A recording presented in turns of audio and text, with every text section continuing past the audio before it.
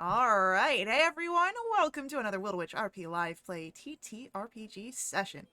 What is WRP? Well, that's me, Faye, Game Master and Storyteller, and Lachlan, our writer and producer.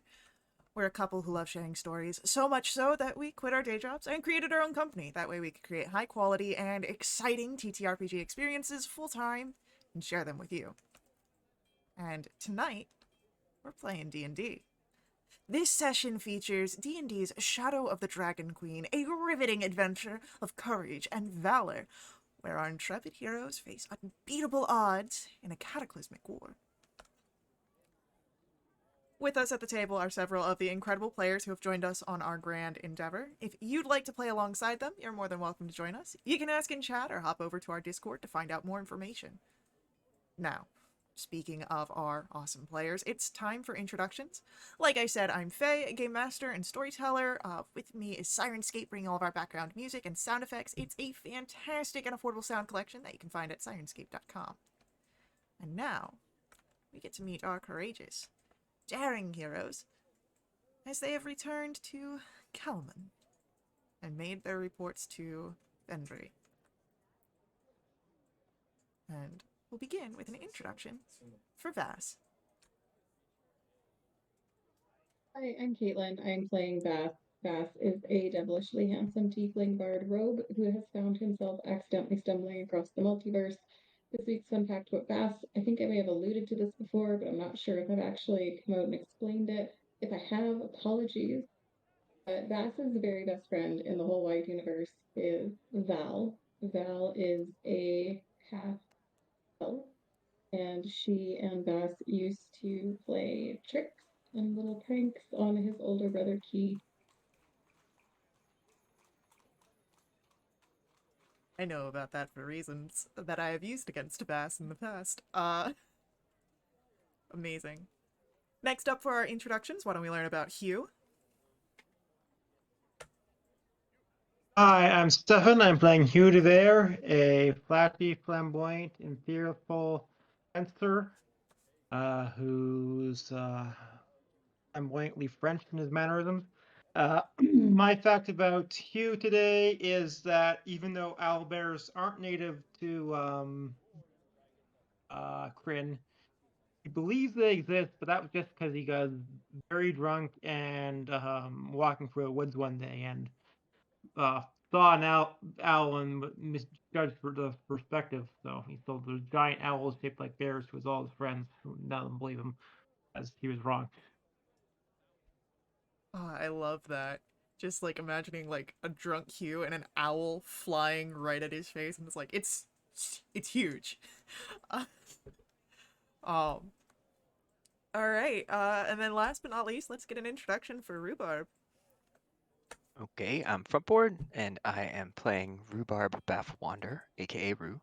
He is a 114-and-a-half-year-old forest gnome sorcerer from the island of Sandcrest, way to the west of our setting. I don't have a fun fact again, but he is just looking forward to being back in Kalaman, where he can catch up with some old acquaintances and vendors, and maybe pick up a set of boots that he's been waiting for a long time. Heck yeah. Well then, no need to delay such endeavors. We can dive into our session here. And you all have returned to Kalaman. It is not under the best of circumstances, but it is true enough that you are here. And when you arrived, of course, you had the conversation with the council. It did not seem to go as you had planned, but you have given your report to Vendry, and well, now the city is yours to explore, to do business. You've been told that it will take time for the next moves. Kalaman forces need to consolidate. That will take time. It will also take time for the dragon army to arrive. You don't quite know where exactly they are, but you can feel that there is pressure. If you have business that needs attending to, now would be the time to do it. So, heroes, what would you like to do?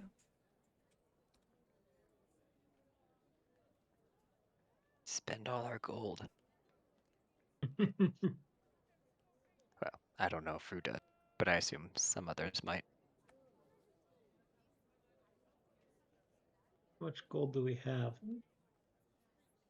Me and Vass have got some gold burning holes in his pockets, so I he's got like, about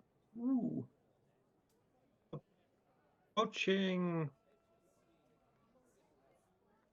150, 1,500 gold pieces. I've got like 1,700. Yeah, finding a dragon sword will do that to you. Does Hugh get 1,400. does he get paid for like every day or week of service that he was even when we were out in the field? I'm going to say that if you are not there to collect your coins, it is considered a tithe to the forces. That Excellent. seems unfair. That's discriminatory against you if you're going out in campaign. Well, I mean, it's all that fun goes back to you guys. It's a incentive to pick up your coin while you are in the city to grab it. You are of course provided your own forces or compensations while you are away on campaigns. But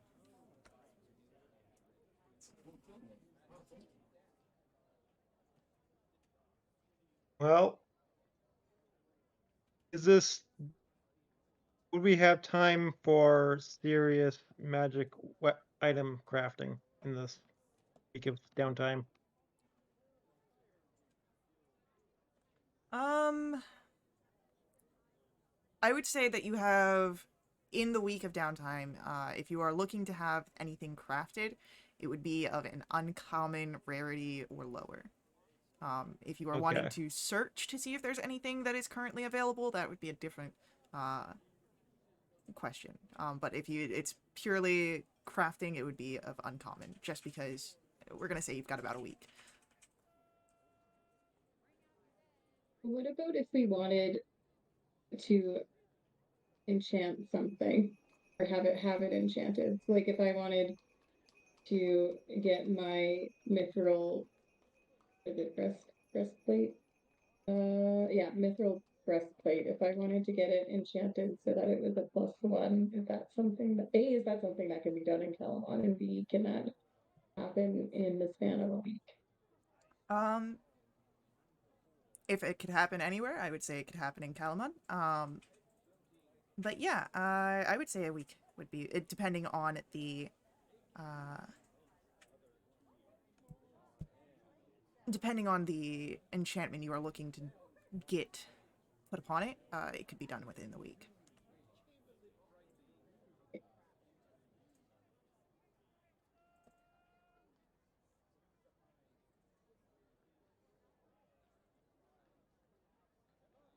There's really only two things I wanted to do. I know one of them. Yes, I wanted to go back to that smithy and get my 2+1 scimitars that are hanging out waiting for me.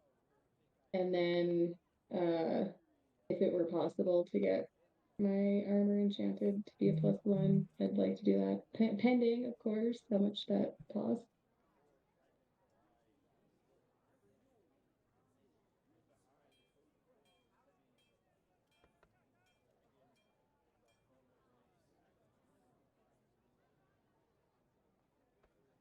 Uh,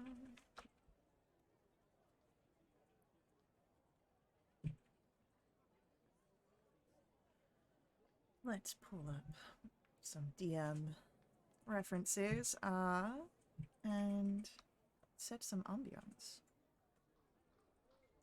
So, as Vass, you wish to set out, I believe I took note of how much that would be.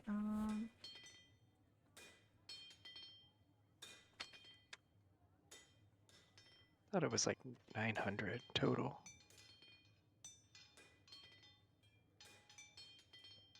Down here somewhere, I put 900 rings of bells for I've the scimitars. yeah, I've got it written down. But yeah, 900 sounds about right. Yes, 900 for 2. All right. So then, as you approach, you see that he is quite there. Pull up my notes.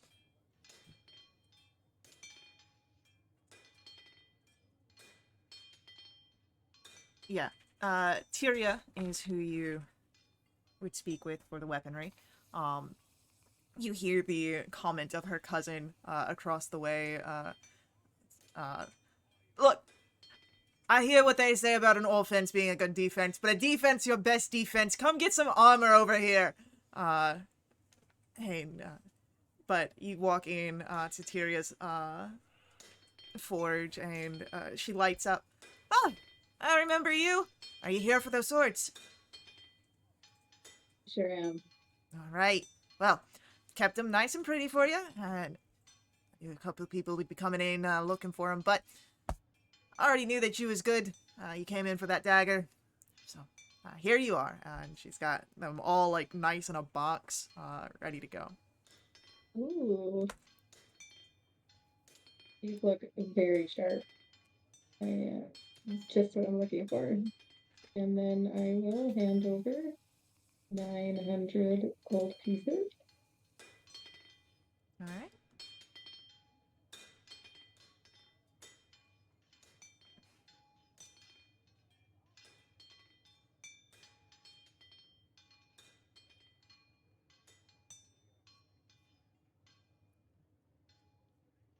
Well, I subtracted the coin from my inventory, but I guess I should probably add the 2+1 scimitars. That Probably be a good idea. That would be a good idea.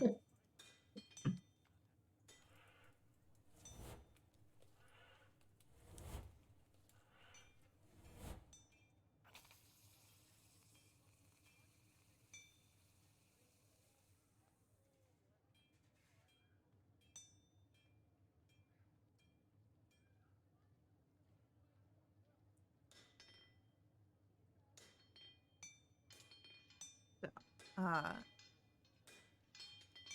After you finish with the with Tyria on your purchases there, where would you head next? I'd probably head across the street to the armor and explain what I'm looking for to see if that's anything that they either can do in-house or know where I would go to do that. All right, and you said it was a +1 you were hoping to get? Yeah, if it's possible to enchant, because I do like the mithril breastplate because it's lightweight, so Bath can still wear his clothes and look cool, still be protected, and then also not imposing disadvantage also on his stealth check. So, Okay.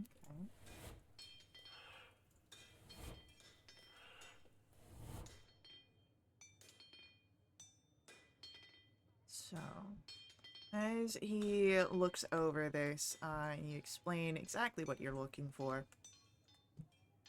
You do all gain a +1 to your AC from chat.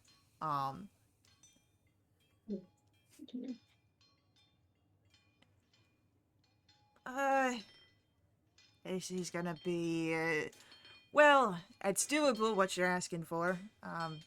It's a little pricey though, but, I could see, mithril is very difficult to work with, once it's already been crafted. I could run this for about maybe 1,500.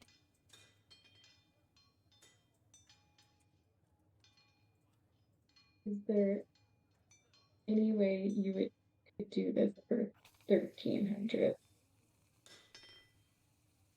Roll a persuasion check, please. Okay.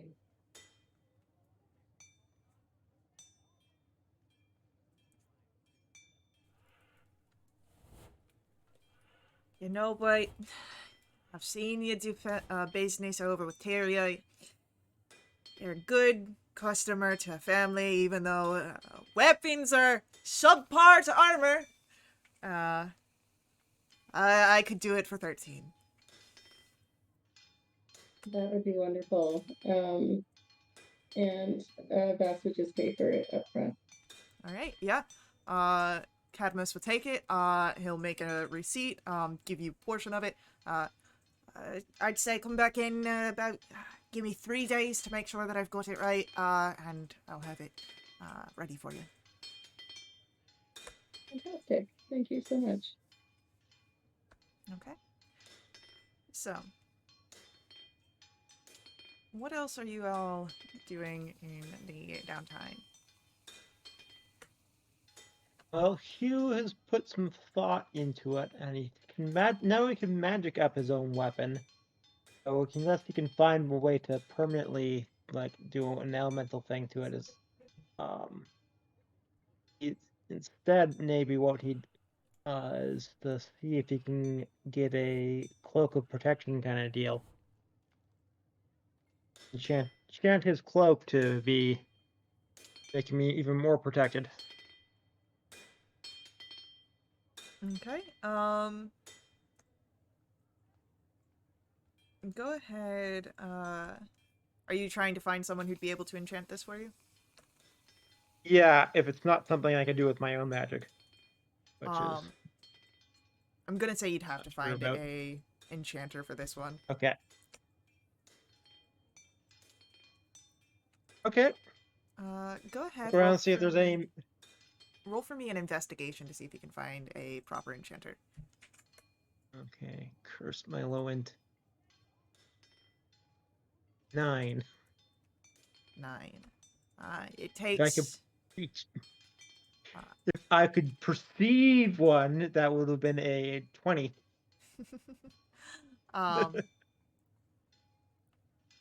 So, yeah, no, you set out to look, and as you are trying to find one, you can't find one on your first day back, but during your second one, about middle of the day, you find a enchanter that you could work with, who specializes in wearable items for enchantments. As you enter into his shop, let's get some proper ambience. But that's going to be a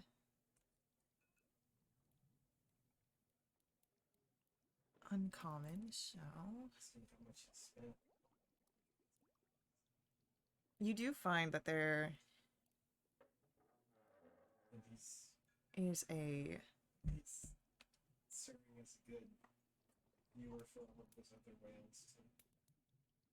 cloak of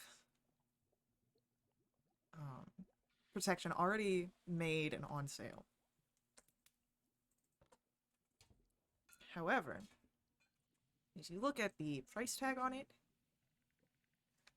you see that it is being sold for 3,500 gold. Oh. I can maybe scratch the other half of that.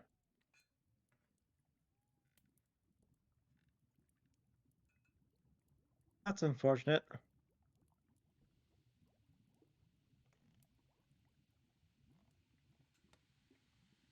Yep, that's too much for my blood, unfortunately.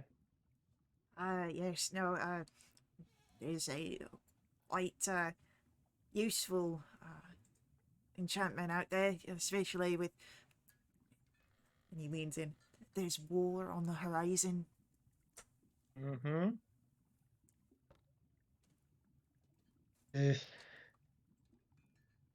So tempted to work some mind mojo on him. Go. Like episode 1. We will accept half of that. He is too honorable for that. I don't suppose you have discount for war heroes. Why don't you roll me a persuasion check? Okay. That'll be a 15. Well, I mean, I could perhaps work some sort of discount, sure. Looking at the quote, look, maybe bring it down to 2,500. I can do 1,500 in cash, a magic sword, a gemstone, and a breastplate. You see there is intrigue and let me see the condition of this breastplate, and if it's good condition, you got yourself a deal. All right, I produce my breastplate I've been holding in reserve, my backup weapon slash stealth backup slash stealth breastplate, Okay. a dragon army magic sword, onyx gemstone, and all my cash. Alright, it's a little worn, but overall, still good material. I can make work of this. Gemstones are always good. That's pretty finely worked in there, that enchantment. Alright, you got yourself a deal. All right. You can add a cloak of protection to your inventory. Fantastic. I meet now. Does it affect the magic if I start to do my own stuff with a needle and try to customize it? Oh, no, this will be fine for any small customizations. Only big disturbances are if you try and put any other enchantments upon it. All right.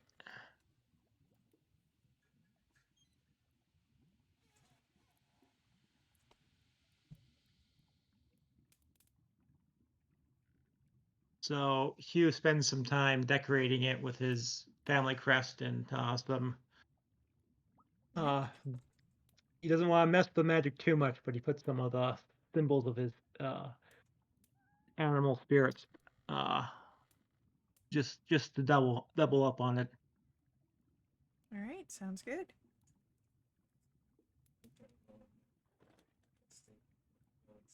Alrighty. I just saw what you guys put in the Dragonlance chat about the coin.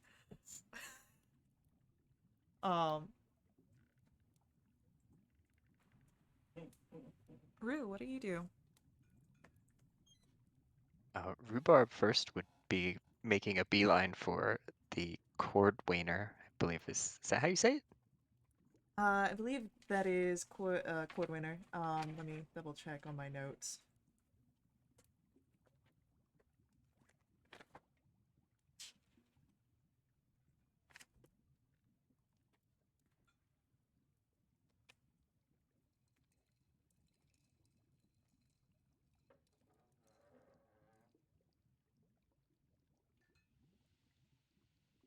Yeah, I believe it's Cordwinner.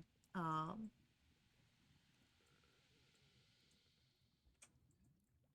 can't. My notes from early are horrible in their arrangement. because they were all on sticky notes because I didn't have the notebook. So it's like they're just placed everywhere, and it's like there's no rhyme or reason to their placement at all. Like Caitlin's character sheet. Yeah, very much.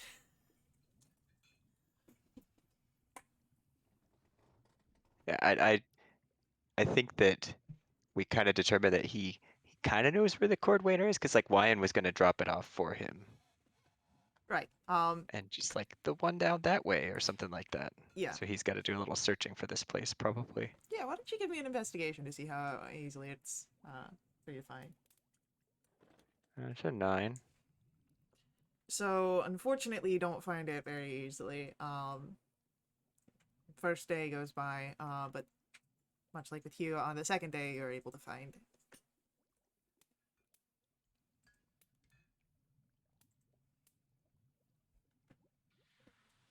Gonna have to have a word with Wyan about who she decided to put these with. This was not easy to find.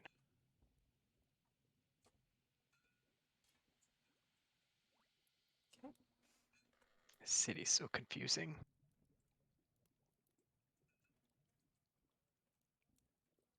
I'd enter the shop and see if they have anything waiting for me. As you enter into the shop, there's the sound of bell above the door. And oh, hello. You see Hello. a gnomish figure behind the bar. Heck yeah.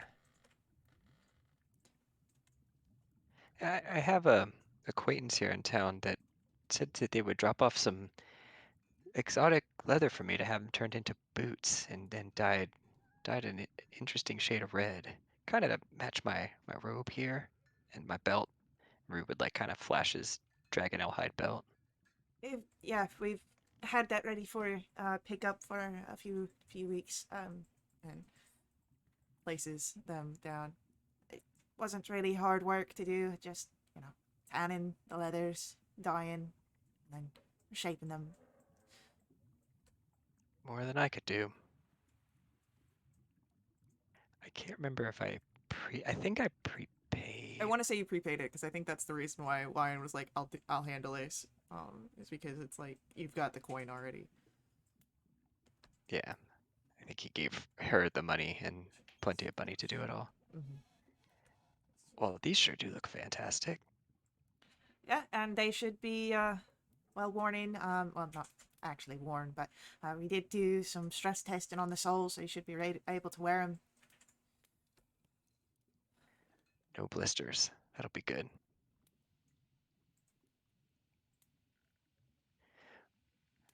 Rue's like got really calloused feet though, because he usually doesn't wear boots. Just dogs out in the open. Okay, I love it.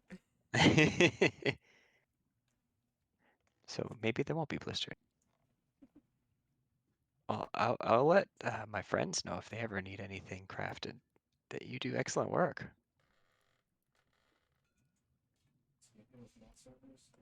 Yeah, well, if we all survive what's coming on the horizon, definitely I think that your friends would do with some good shoes.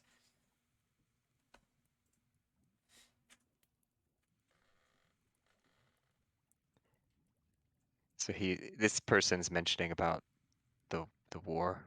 Oh, yeah. You would notice by now, walking through the streets of Kalaman, um, the people here are aware that the war is kind of coming, and talking with Vendry, or any of the council members, almost everywhere outside of Kalaman has been settled with dragon armies. The city is surrounded, essentially.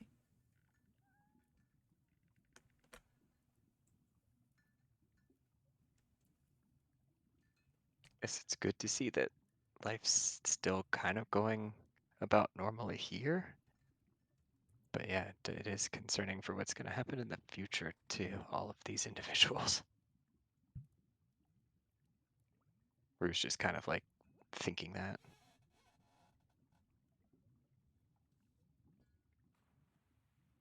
But yeah, your boots are easily able to be picked up.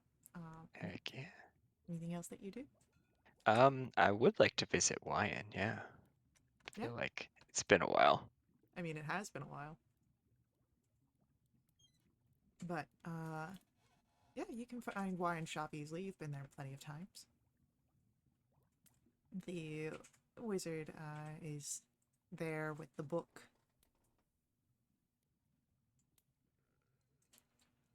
I see you are a novice no longer. I'm not. We passed the test. I have a brooch that I think is it I have a wooden brooch. I don't know if it's what she gave me or if it's what the lady at the City of Lost Names gave me. No, it was a Wyan who gave it to you. Basically, if you were caught out in the open, practicing magic, this you could have flashed this and said, "Yeah, no, I'm cool. I'm licensed." Okay. But now I just have the robe, so now I'm like really licensed.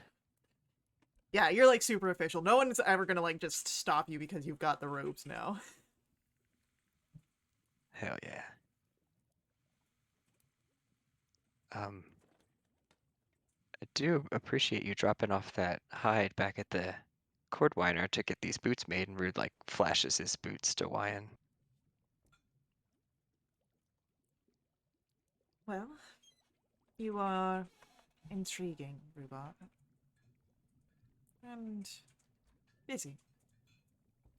I saw no reason not to aid you in such a time. As tedious as it is.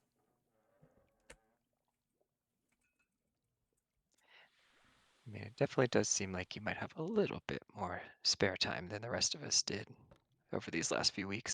But I don't know what you get up to on a day-to-day basis either. Got a shop to run. Shops are on. And now a army to be concerned about. Indeed. I was wondering if you had anything that would potentially help me fight the army a little bit better, because I have a feeling we're going to be going head to head with them.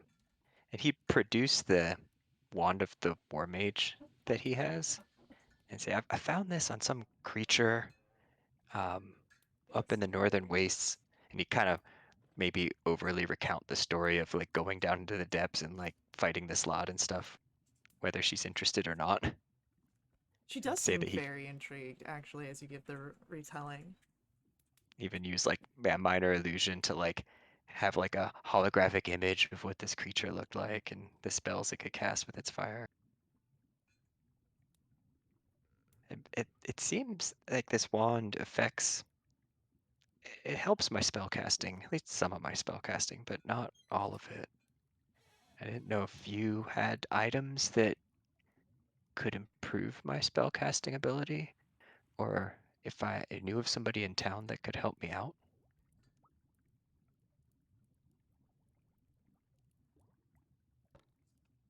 I might have something in store. Is there something particular that you favor? Are you looking for a focus of some sort, or just a little extra firepower?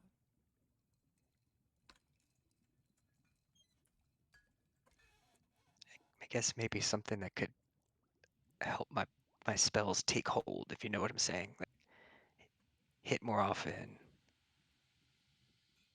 do a little extra damage, a little extra spice. Like I said, this one does a little bit, but it doesn't seem to affect all of my spells. Give me one moment to see what I've got. I could even trade this wand for it. It's an intriguing offer.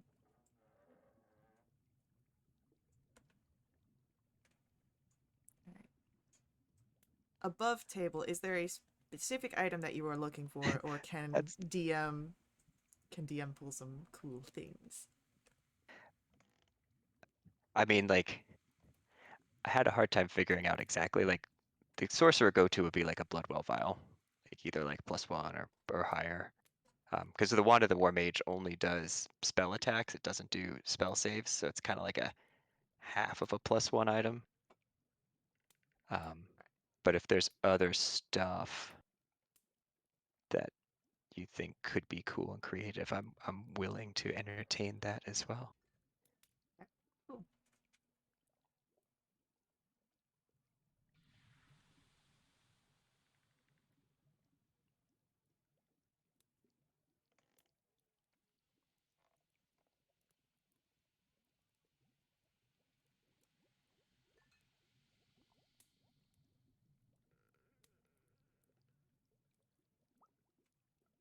All right. So,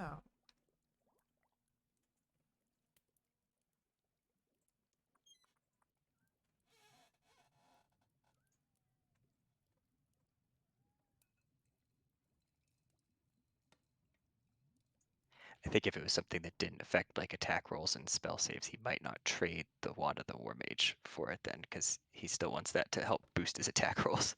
no, I get that. I get that.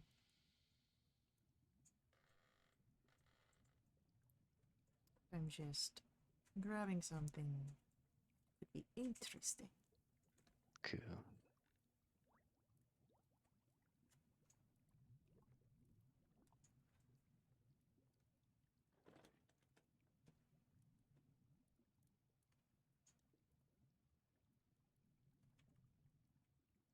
All right. Cool. So, when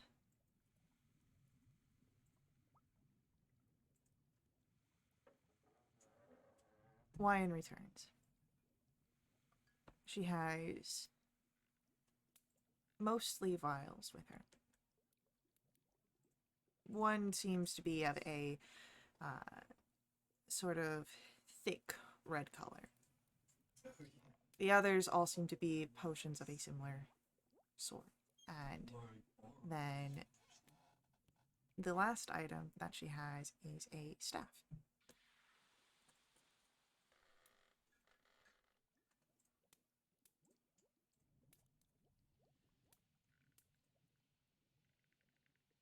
Admittedly, this one perhaps is not the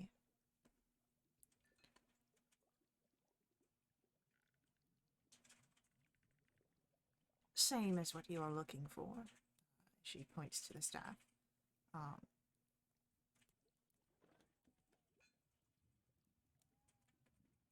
But it is perhaps useful. It helps with the attacks, of course, against enemies. And allows you to focus a bit better. But you could also potentially ensnare a foe.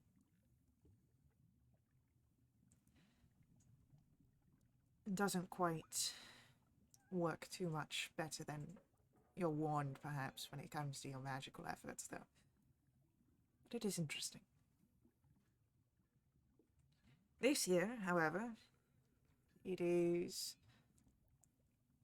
not as keenly viewed by some of the mages in other robes.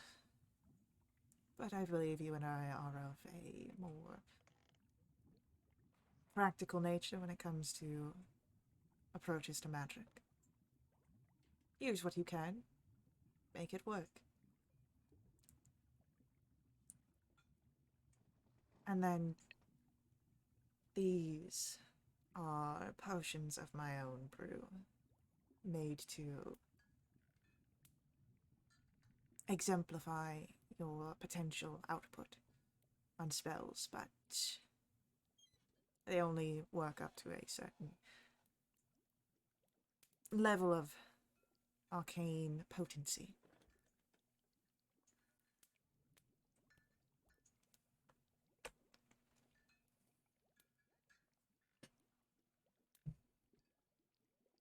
You've got quite the collection here.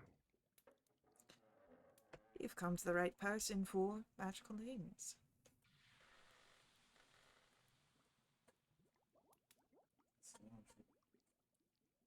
So we've got either a vial, a staff, or potions? Or So all the above? you've got well, all of these are kind of available to you. So you've got the Bloodwell vial for your sorcerer thing. You have a where's my staff at? Staff of the Rooted Hills, and then potions of maximum power. There are 3 potions.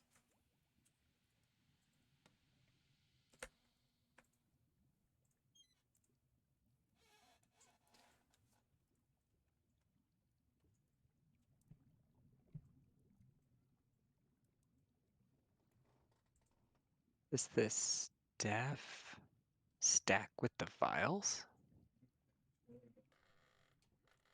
Hmm.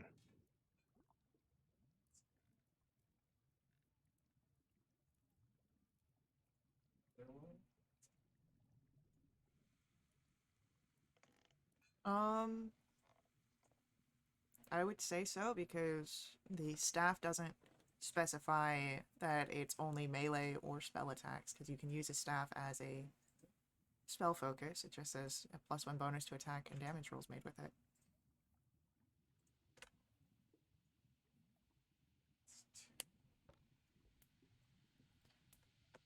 Of course, the next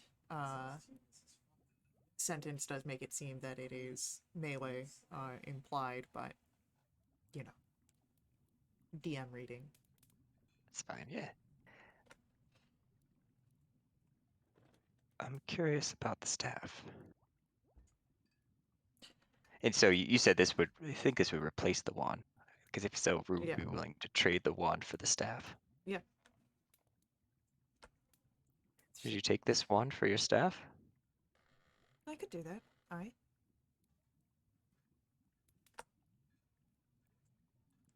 Let's do that. So you can add Staff of the Rooted Hills to your inventory and remove Okay. Staff of the War Mage. Interesting. Also, something I've been meaning to talk to you about is I've been having dreams again about red locations that aren't comfortable. It's like bloody halls and evil demonic feelings. I don't quite understand what they mean.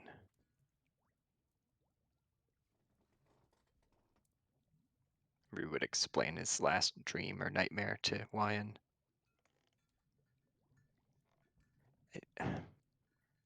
But I feel like I could potentially channel some of that almost like necrotic energy. And Wyan looks to be a mage of the black robes, right? Yes, Wyan is a Mage of the Black Robes. I feel like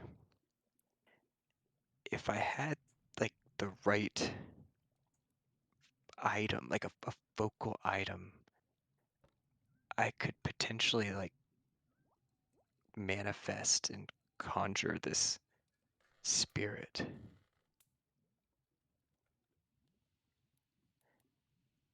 And I didn't know if you had something that could help with that. Specifically above table, Rue's looking for the material components for Spirit of Death, which is a playing card depicting an avatar of death.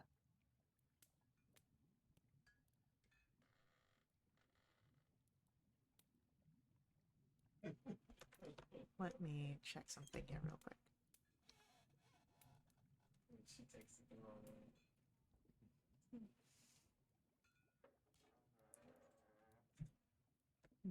Because I want to check that source book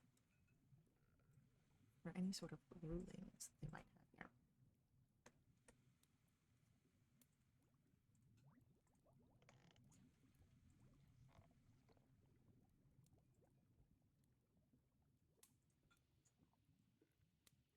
Did I take an illegal spell? No, I just want to see if they've got rules on this already, how to play into this. If they don't have rules, I'm going to make them on the spot. Sweet.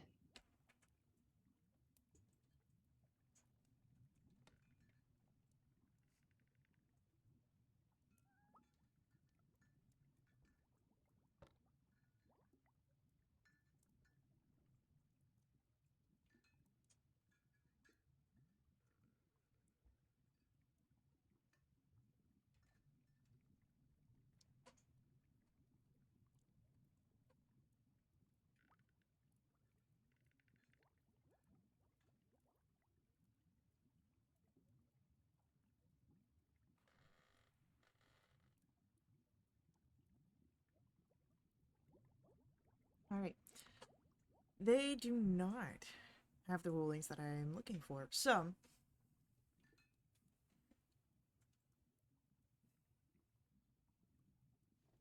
you are dabbling into powerful magics, Bob. I don't have what you are looking for. However, if you give me time, I can make it.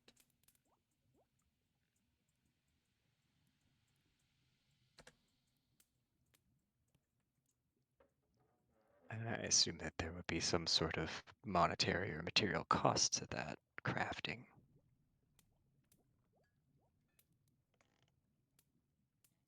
A favor. I do a solid for you. You do one for me.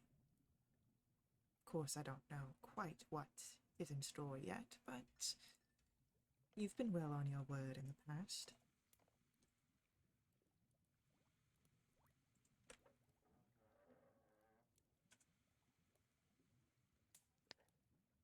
Fair enough. You've helped me in the past. Plenty.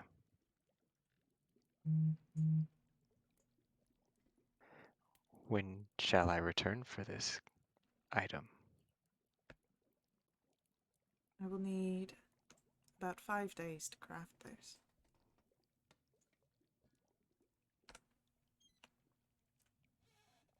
Understood.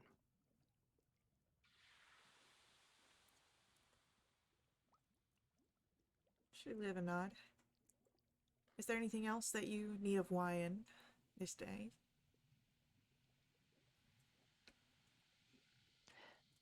I think that I've troubled her enough.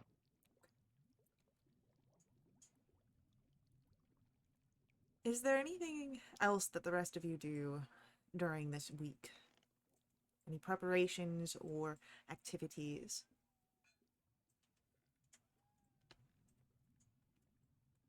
Uh, is are things? I know we said that people in the city are aware that a war is coming. Are things pretty much still status quo? Like They're Vass is considering going back to the Steady Beacon to see if he could get a couple performances in, if that's something that's still happening. He kind of just wants to read the room a little bit. there is a more somber. There are refugees that are in the streets and of sorts, but other than that, yeah, it seems that business is going as normal as it can be. There is a tension in the air, but no one seems eager to address it.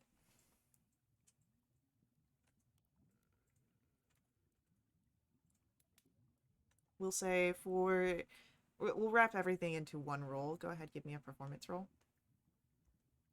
Um, could I cash in some channel points? If you've got them, go for it. I do have them, and I cannot bear for Vass to have a.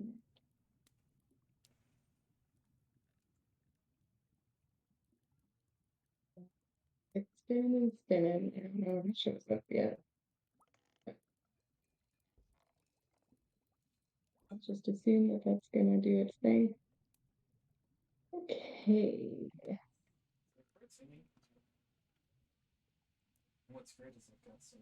25. All right, 25. We will say that you get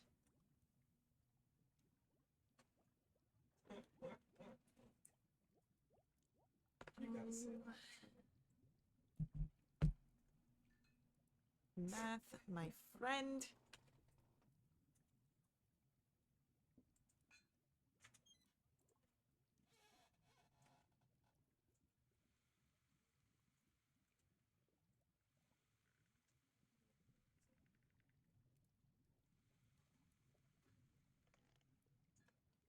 All right, so we're gonna make that.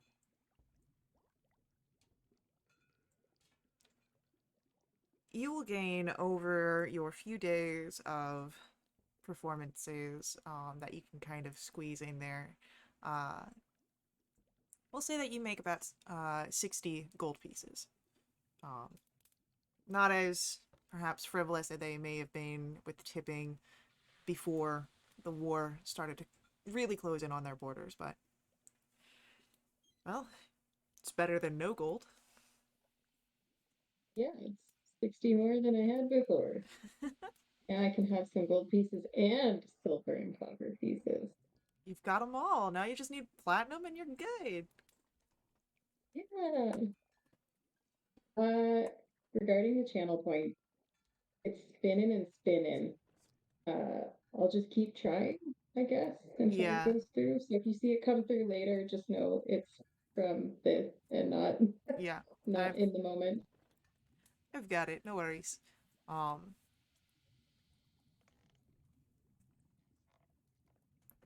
Anything else? Anything from the others for what they do during downtime for the week?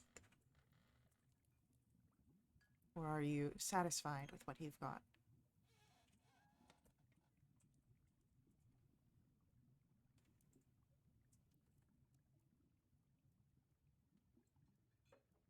I think Rue is just looking forward to like not having to keep watches, and even though he doesn't like, sleeping in beds or in cities or whatever, I think it still beats being in kind of the environment of the northern wastes, especially since they're so barren compared to a forest.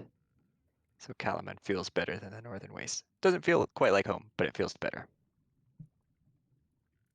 Yeah. Is Jinx around? Jinx is around, yes. Hmm.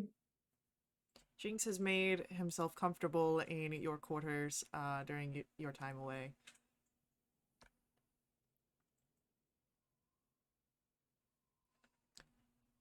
Well, as your week of business, of trading and carousing, of enchantments and trades, shops, and all sorts of tying of loose ends closes. We'll see what greets you on the other side after our upcoming ad break. So, stick around with us. We'll be right back to continue our story. Before we head out, I do hope that you guys stick around with us. Ads really help us out here at Little Witch RP. If you want to directly support us, you can do so through my Ko-fi. Link for that is on screen and then in our chat room.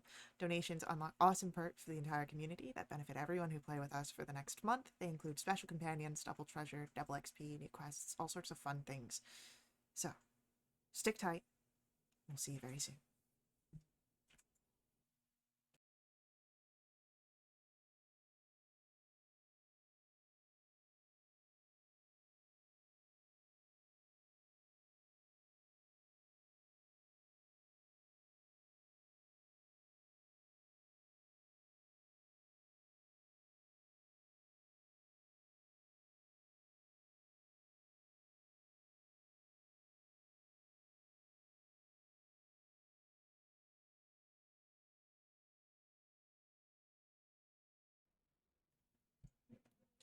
All right, we're back. And one last question for if you have completed everything you wished to do in the week ahead.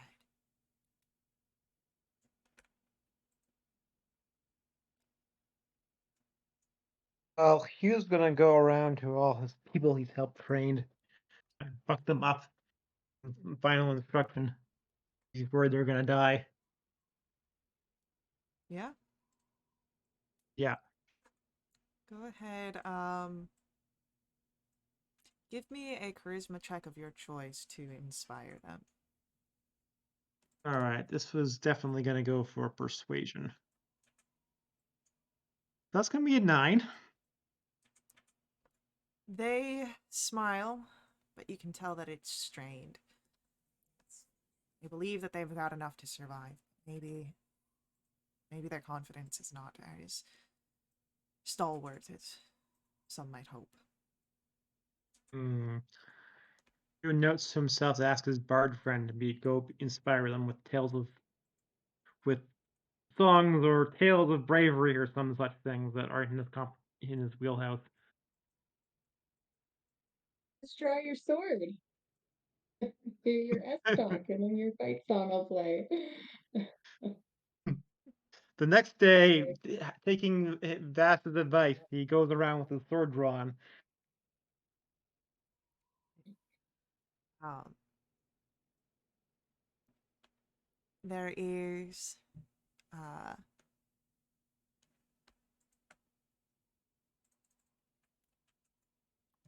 as the week comes to an end, Rue, you have picked up your card.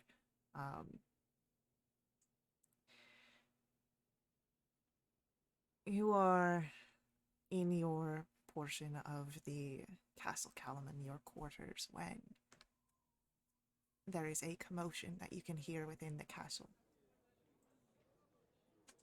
Riders, scouts have returned with news. A flying citadel has been spotted to the northwest of the city.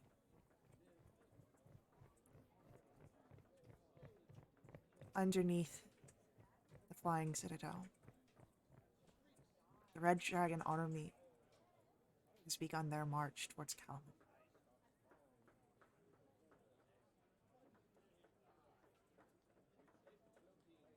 Not but a day before, Calaman forces had returned to the city. And now there is the uneasy wait as the city braces for battle.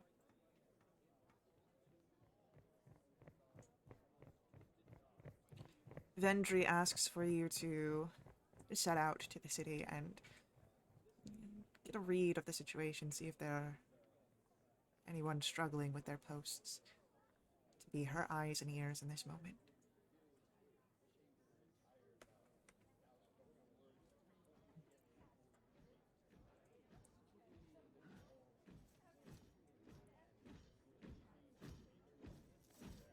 As you set out in the morning, you keep your eyes out. Go ahead, why don't we get a perception check, please?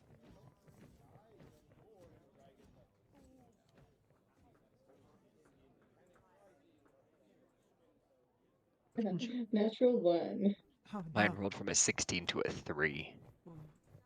17. Hugh, you're able to spot the Calaman soldiers nearby in their post, and everything seems alright with them. Rue and Vass, however, your sights are caught on something a little more dour.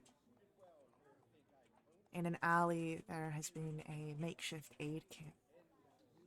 You see refugees that have recently arrived, bearing wounds and other stresses from the travel being tended to. And that's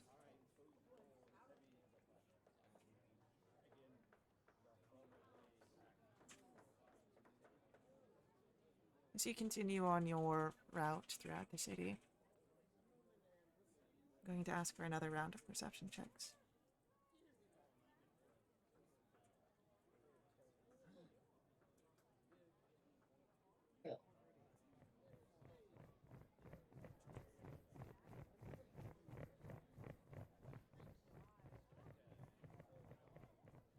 This time, it is Vass and almost definitely you with the modifier, who spot the patrols.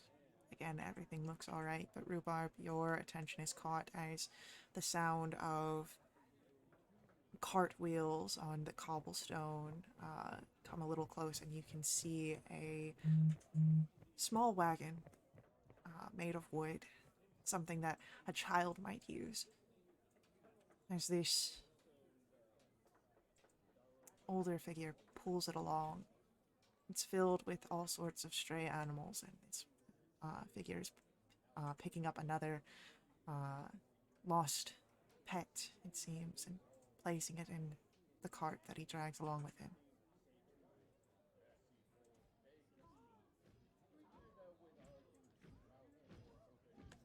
Sad. This is the calm before the storm, it seems.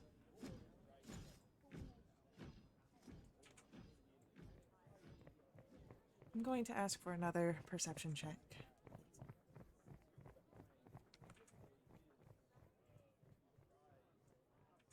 2020.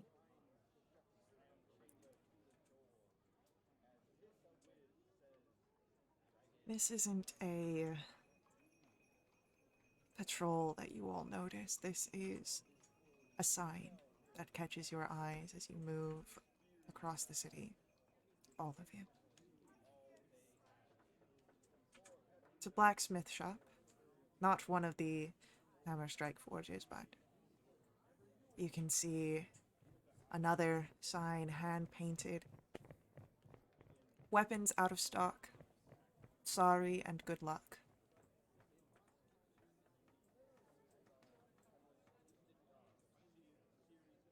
And it would be about this point that you are sought out. You can see a Calaman figure coming towards you.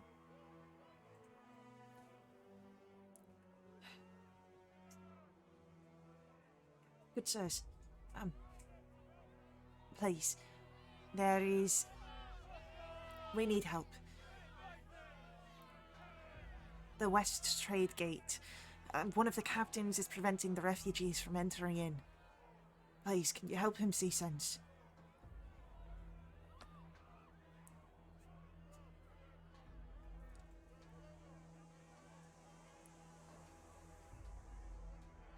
I mean, we could try, but if he's following orders, it's probably only so far we're gonna get.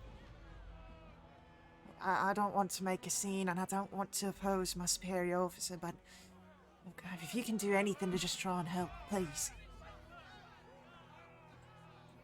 Can be pretty persuasive. This is true. He nods, and the soldier will lead you to the trade gate, and you can see it. The portcullis has been lowered here. There are dozens of anxious civilians that gather on the opposite, the outside of it. They bang on the gates, they plead for entry here. On the inside, there are Calaman soldiers that stand, spears ready, as they nervously eye the gate and their stern captain.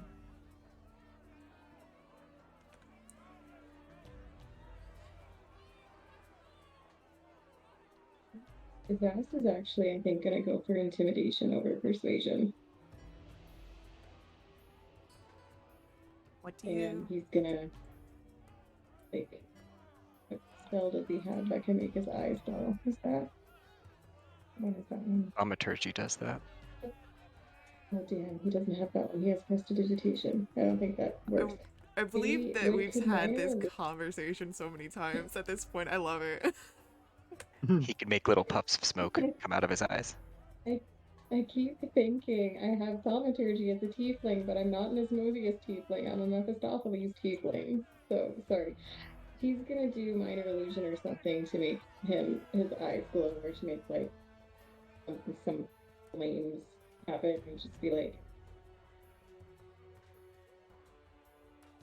what seems to be the problem here? What are you doing?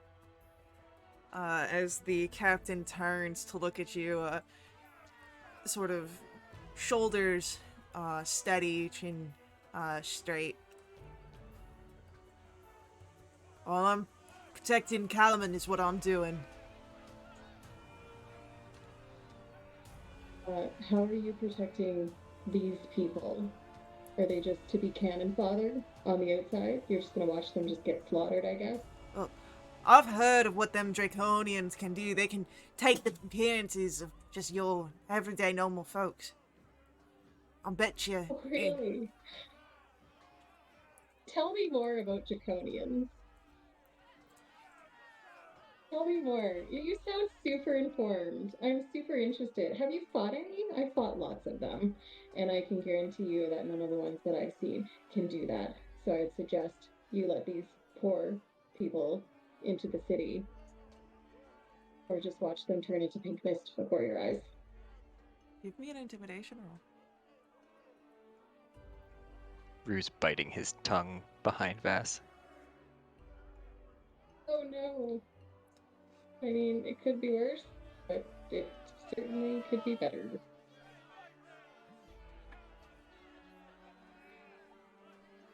Look, I think you don't quite know exactly all that is out there. Sure, you may have fought your own share of Draconians, but so have our men. And we've got our own reports that tell us exactly what goes on out there.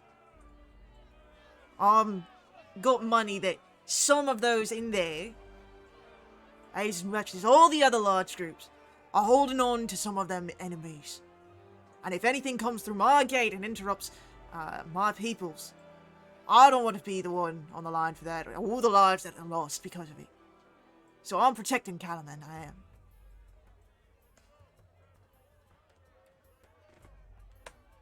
Protecting them from inside the gate. We're at relative safety.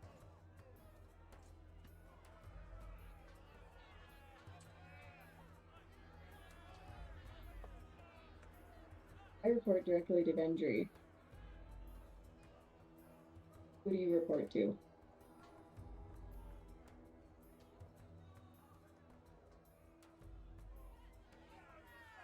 Let me actually look at chain of command here, if they've got that. But go ahead, roll for me an intimidation That check. he totally would have brought out his little badge, but I remembered that he put that on the altar to Baladine, where he would have been like, do you know who I am? You see this badge? Okay, intimidation. Yeah, I'm gonna say intimidation. 27! Ooh, that is a nice intimidation. You see that as soon as you mention Vendry's name, the eyes widen on this captain, as Vendry is, again, top dog of the military here in Calaman.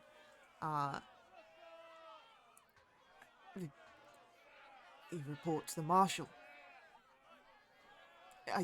Of course, Okay.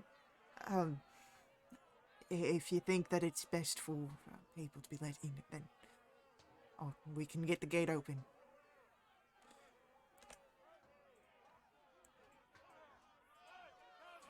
And Thank you.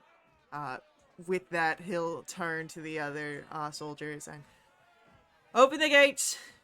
Remain on guard. Any of them signs of being traitors, we'll handle it then.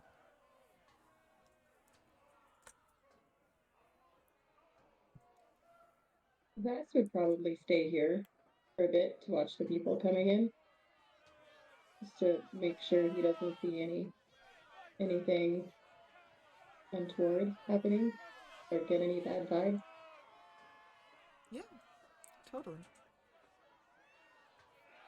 He'll back up his words with actions. What about Hugh, Rue? Do you stay nearby as well, or do you continue patrolling elsewhere? We continue patrolling. I think I'd stay at the gate, because Rue has had first-hand experience with these Draconians that make themselves look like other people. And so he's a little concerned that maybe this guy's onto something. Okay. Then let me do a little bit of a DM snooping here.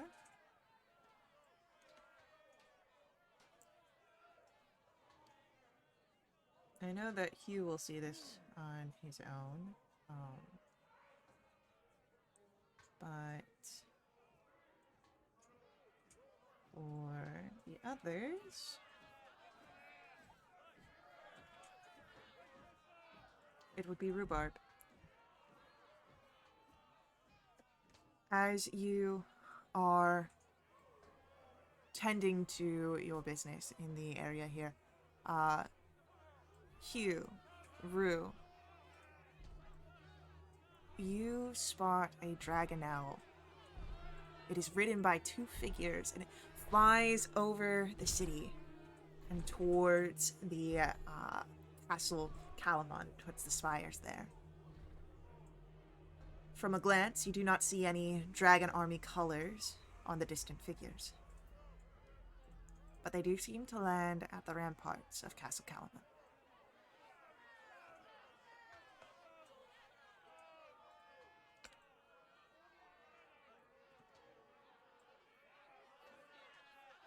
Calamon doesn't have Dragonel riders, does it? Did you see that thing just fly in and land up at the castle? Is this the start of an attack? Or a negotiation?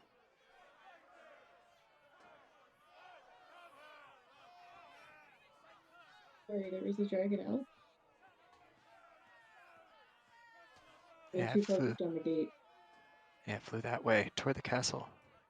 Landed up on the rampart. Can we see it from here? Like, could Rue point it out on the rampart to Vass? You can point it out to the rampart, but not any clear sign of the Dragonelle. Not from here. You'd have to go up.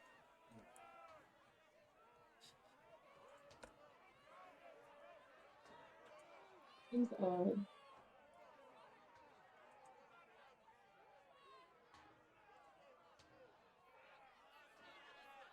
Rue wants to go check it out. I'm gonna go have a look. Are you gonna stay here, Vass? At this point, about like how many people are there still left to come through the gate? Are we halfway through? Are At we this just point, starting? it was just a few dozen people out there, so it's not like the amounts that you had seen earlier when you had first arrived to Calamon in the camps. So you'd easily be able to take your time here again to leave. They seem to be handling it fairly well, and so far there's been no signs of shape-shifting Draconians amongst the ranks. Okay. Yeah, if it looks like everything's well in order here and there hasn't been any shifty things happening, then Cass would be happy to go with Rue to go check out what's going on with this Dragonelle and its riders. So Vass and Rue would head out. Hugh, you had also spotted the Dragonelle riders and where they had landed on the ramparts. Would you go and investigate as well? Yes. So,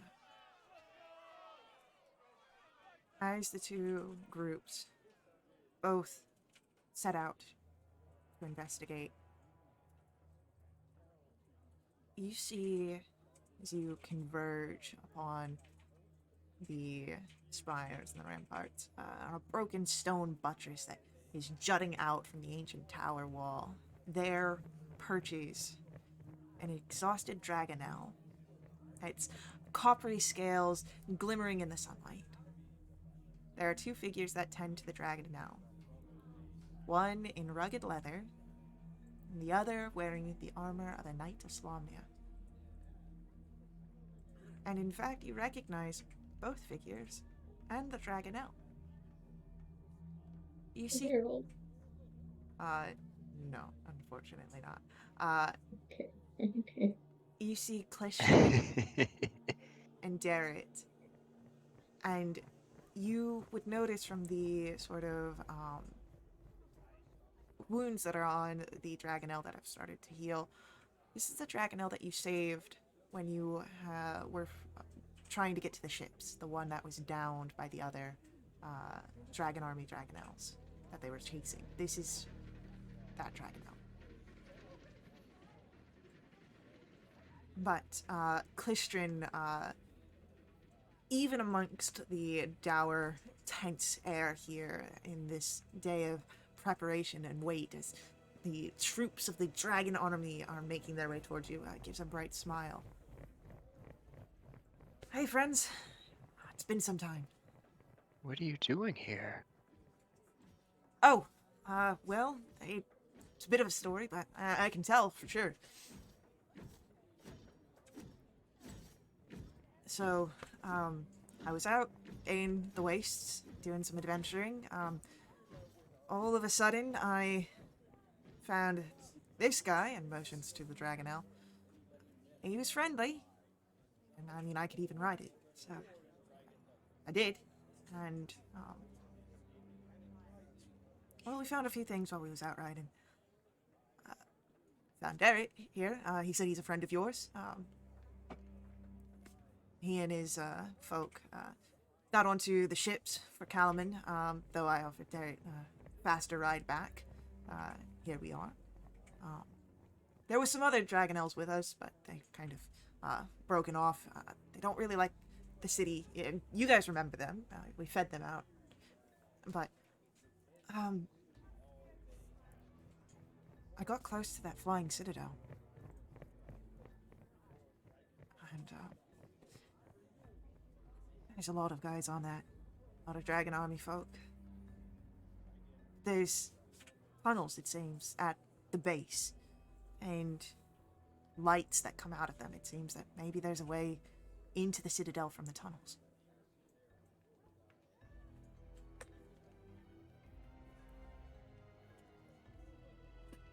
Interesting.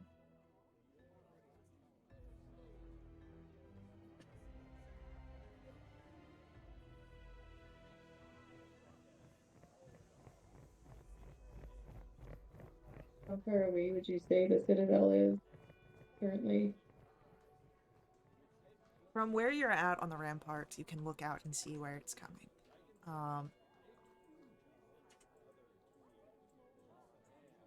It'll be here before the night is fully out. You have maybe a few hours to plan a counterattack and be ready to enact it. Man,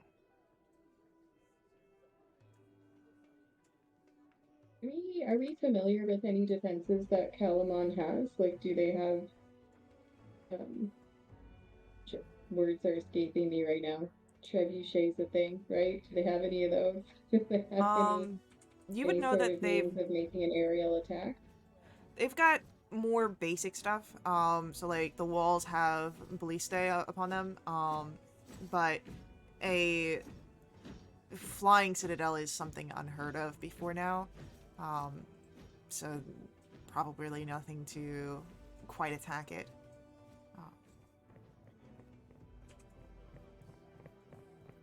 But you could see if Dariet or Clistrin have any ideas.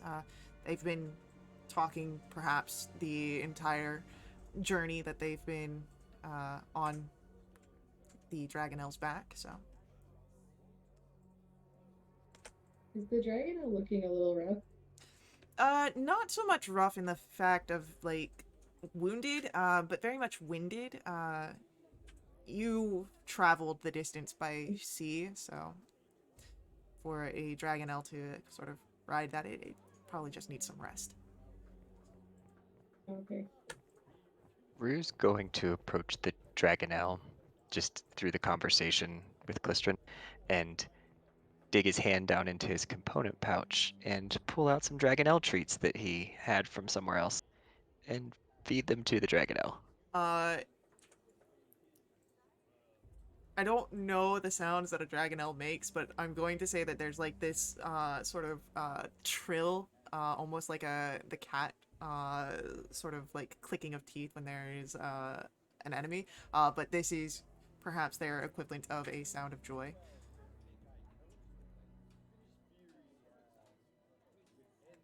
Glad to see it's still okay.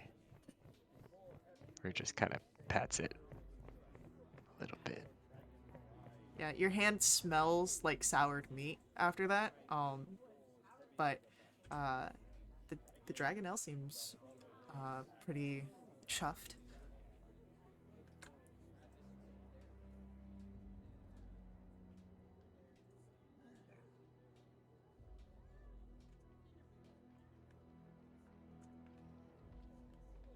So you think those tunnels are perhaps some way in? Wouldn't be the first time we've snuck in places through tunnels. Oh, speaking of that, I think I have something for you too, Clistrin.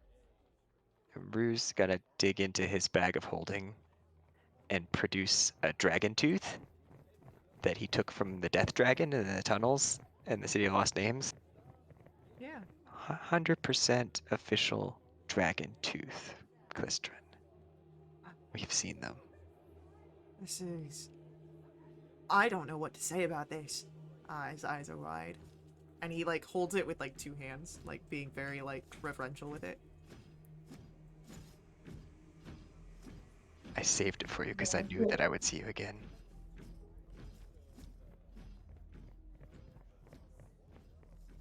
Gus will elbow Hugh and be like, "Do you have an extra blue scale?" Ooh, I do. He'll jerk Yeah. his head towards Clistrin.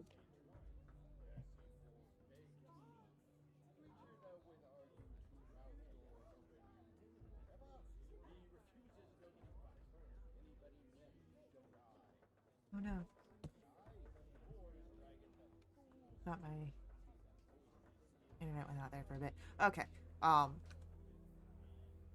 So, yeah, if you present, Clistrin with the blue scale, his eyes, doubly wide, again, giving a lot of care to the scale as if it's, like, absolutely precious. Wow.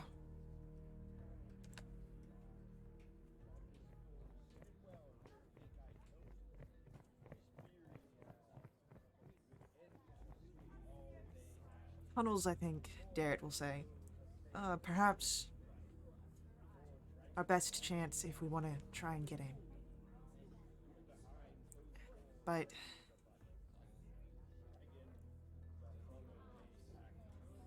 we'd have to be flying to get there.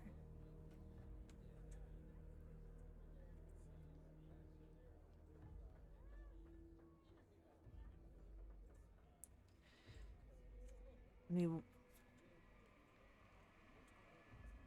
need to be very careful. Clistrin was right about it being overrun. There are undead dragons, troops that are directly upon the Citadel. And there are foes that fly around it, though. I'm sure that if we're clever enough, we can distract and divert that attention.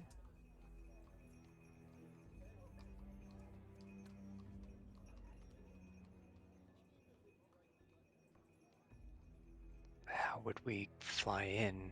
We all can't fit on one dragon now. Unless you have more. Sound like they turned away. Clistrin will speak up.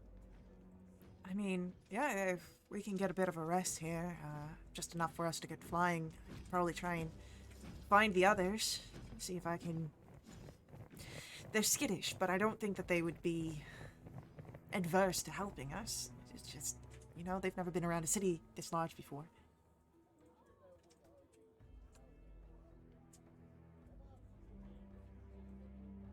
Worst case, you two, he says, pointing at Drew and Hugh, can get on one. He was like, maybe handle 2 people. I can click my heels together, hold on to a rope. You guys can just tow me behind. Great visuals there. Done. Aerial water skiing. It's perfect.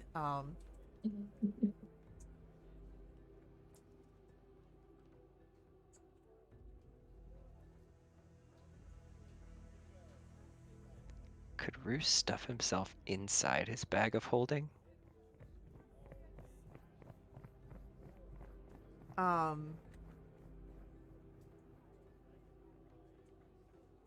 You'd have to have someone be able to pull you out. Have a source of oxygen inside the bag of holding. There's enough for 10 minutes. Oh yeah. Maybe not.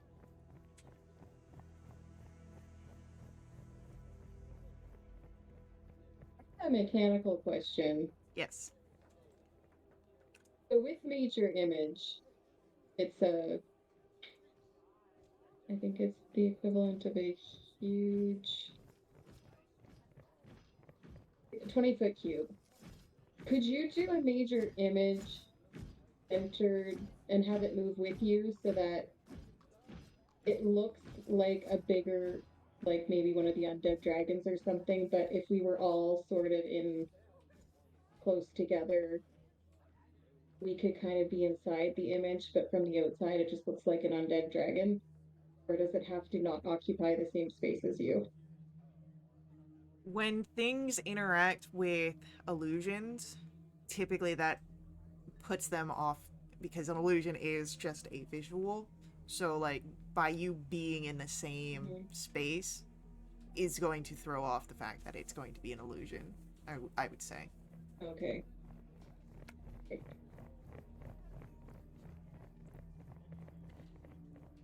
So.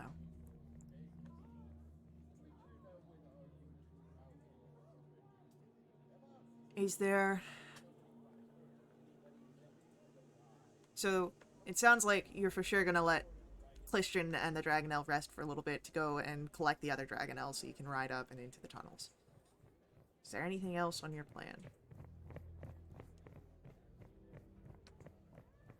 We should probably touch base with Gendry with this information.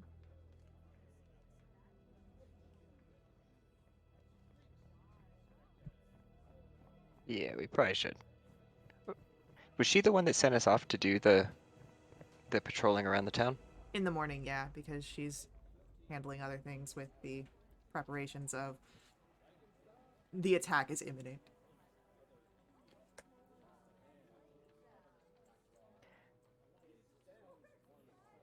Well, time is precious right now. I mean, I understand you need rest. We'll try and give you as much as you can, but we might need those Dragonels sooner rather than later. We do need to talk to Vendry first.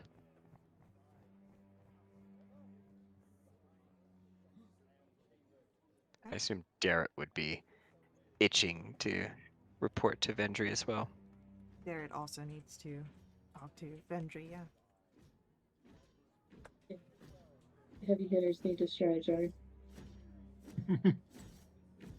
Declan and Cudgel should be there too.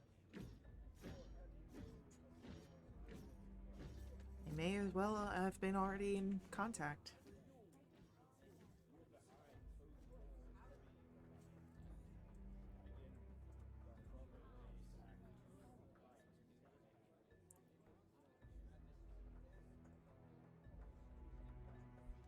So, you find Vendry. She is preparing in her office for some heavier duties with the incoming attack. What do you say? What do you present?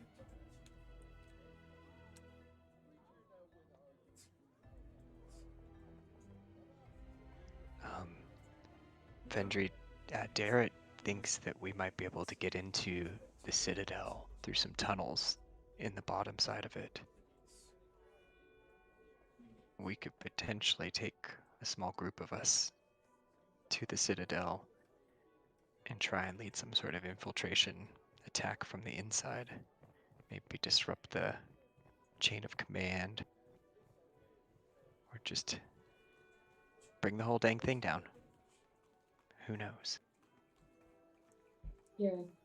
We should try and find one of these helm thingies and just bring it down, hopefully, before it even gets over the city. If you can bring this thing down, that would be important and helpful. But you see that Darrett has a conflicted face as you bring up the ideas. I will say that, however, Marshall and with the position of their army, Flying Citadel is only going to be vulnerable while it is attacking the city. And it is over us, and the army is hopefully blocked by our defenses and our walls. We'll have to let it get too close for comfort for us to have any chance for our success.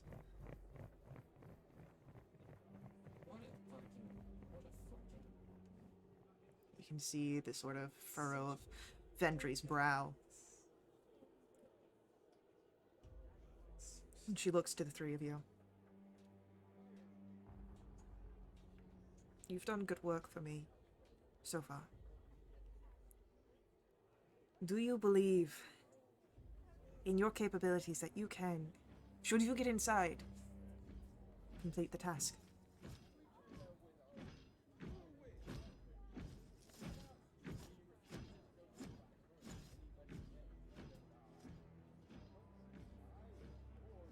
Easy. I don't think it's impossible.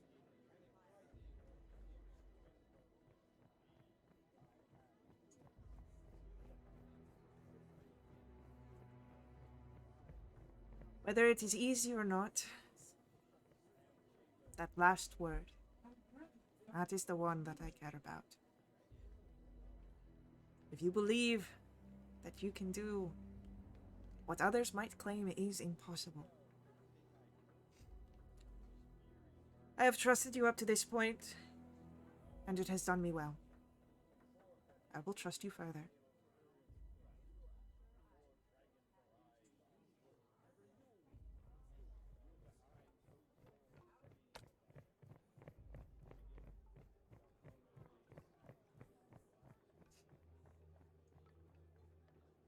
Good luck to the other two. Unless I'm losing it.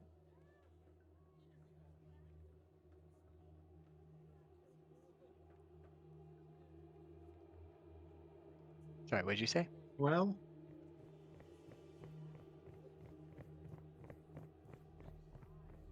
I said it wouldn't be easy, but I don't think it's impossible. And then Vass looked at you guys and said, unless I'm losing it. Or completely overlooking something. impossibles are stock and trade.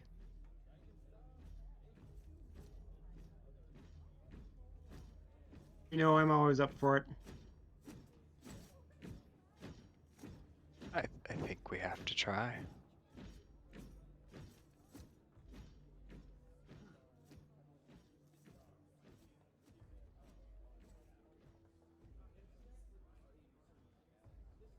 So on our playthrough, this state control This could be a one-way mission. had the fight under control. We promised way through the water, and fucking Park just swooped in. Watch. Actually, But I think the lives of the people of Kalaman, and maybe even the world, lie in the balance. I think we have to try.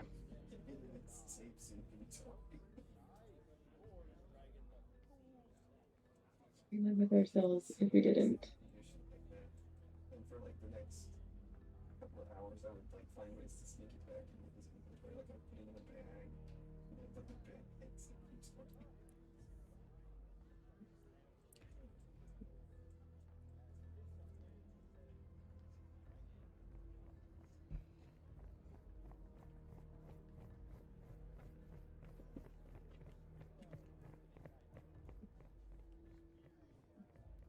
You have some time to rest. And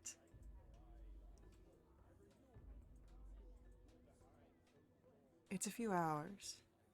Is there anything that you do in these moments, these preparations, knowing now that a fight is hours away?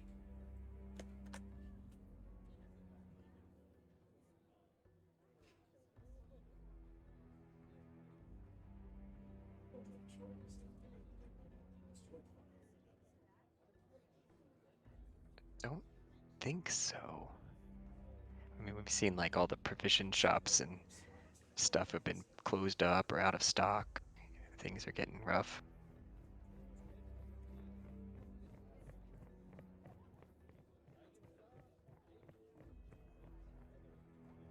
I'm assuming that Vass has his armor by now. Yeah. Because I think it was only going to take 3 days. Yeah. Yeah.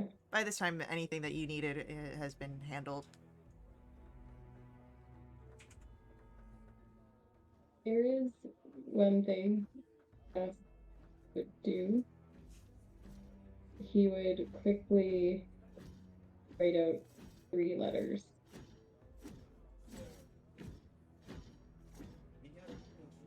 His parents, one to Key, one to Val. And then he'd heal them.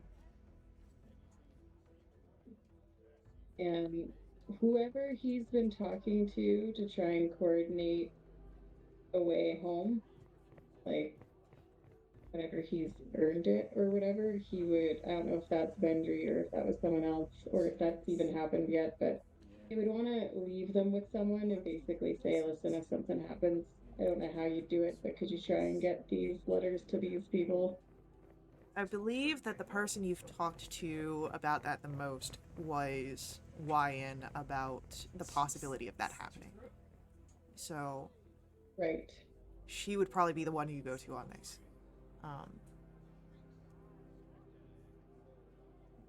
And Vass would give her something that he's been carrying that's associated with his home in case that helps with whatever spell would get the letters where they need to go.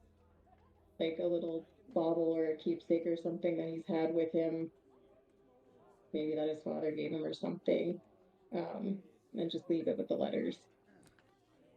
Before you leave with the letters, as you're handing this to Wyan and as you're explaining, she has you sit down for a few minutes. She asks the most in-depth questions of where you grew up. Not just of the city of Neverwinter, but of the realm. Questions that make you think harder than you have. And I want you to roll me a history check, please, as you recall these memories. Interesting. Oh, that was almost a natural one, but it is a 17. You draw back on memories buried beneath the years in the mists of fear and worry. You call upon the light as it shines in the waters and the waves of Neverwinter. You call upon the smell of salt in the air. So similar to Kalaman, but different. Home. You tell of the different areas throughout the house you grew up in. The best hiding spots. You call upon your favorite street vendors and the small trinkets and snacks that they would sell. Memories of festivals and days of holiday and praise, and you see that she takes note of all of this. You are telling her of a world that she has never known, and she will have to pass this information on to whoever might be able to either get you or these letters where you need to be.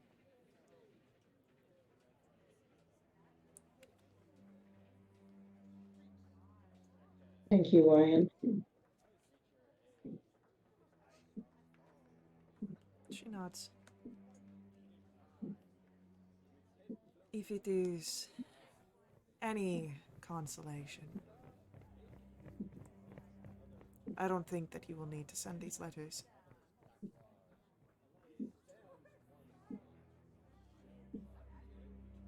I hope you're right.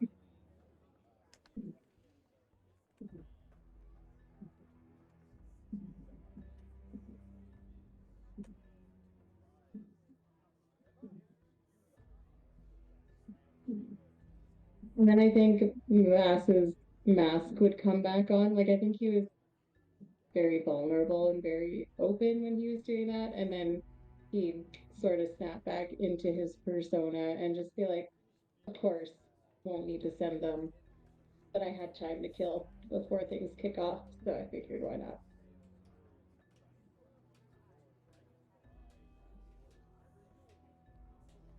She gives another nod, but her eyes seem to linger in that sense. She knows what's beneath the mask, but she doesn't push.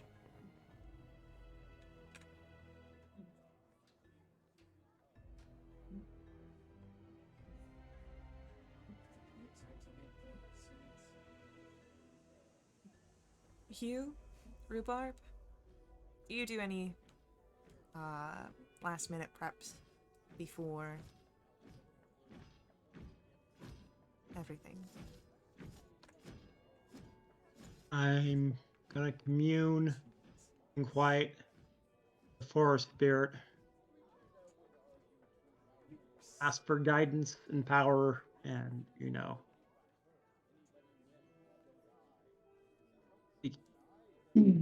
give me what strength you have for the trial ahead. I will smite our enemies with great smitiness.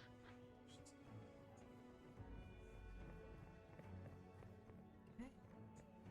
Our prey is coming. The hunt is on. It's gonna come back and get it. Did you see that? He put the shit down and he was gonna come back and get it. I love how Hugh sees it as like a hunt.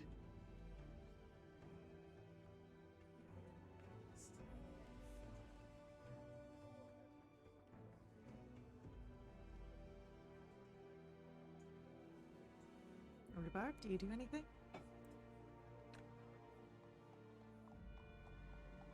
I mean, normally I would say he like would maybe wander outside the gates of Calaman into the less, city style areas, but I don't really want to leave the walls of the city right now, so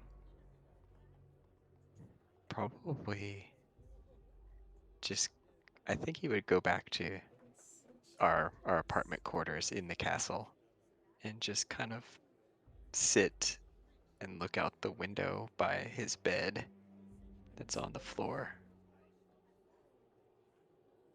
and just think about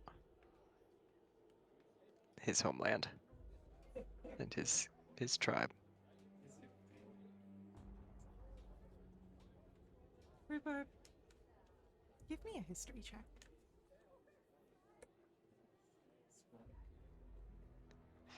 15.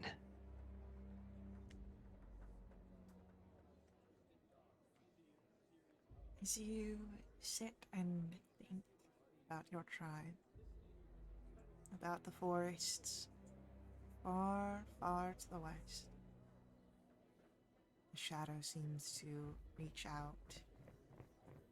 Not that you quite see it, but you smell the earth and the grass and the trees. You can imagine sunlight coming down from the canopy in the forest. Outside, the sounds of the march of soldiers becomes the shifting of leaves in the underbrush as critters chase about each other. And for a moment, you remember yourself home, away from all the war and troubles. For a moment, it lifts the heaviness from your heart. But then you remember why you came here. Not just for the funeral of a friend, but to investigate warriors and strange, cloaked figures.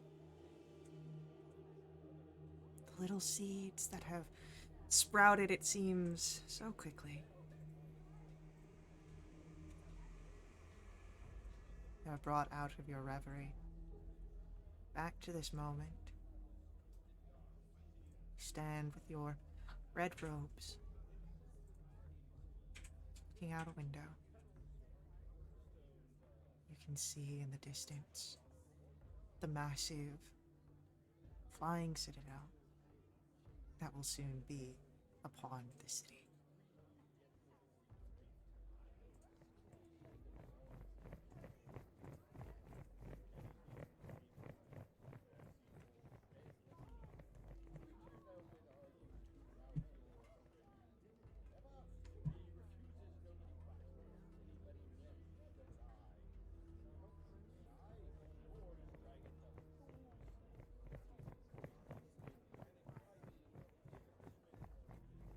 As you all have your moments, as you all prepare, DM's going to step in and make sure that you've all pressed your long rest buttons before this moment, that you're all full and ready to go. Okay. Just because things are about to get fun. We will have to Last wait. long rest. Well, Last long first rest thing I do. forever. First thing I do on a long rest is do my tireless and get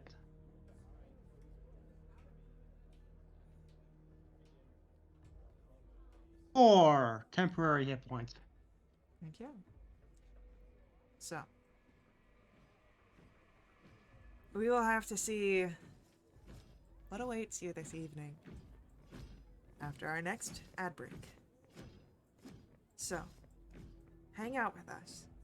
We'll be right back to continue our story. Before our ads, or before we head out, I do ask that you let the ads run. They are very important. They help us out here at WRP. They help keep our games affordable. But if you want to directly support us, you can do so through my Ko-fi. Link for that is on screen and in our chat room.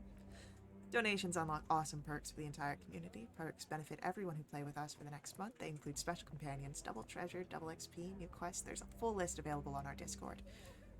So hang out. We'll be right back.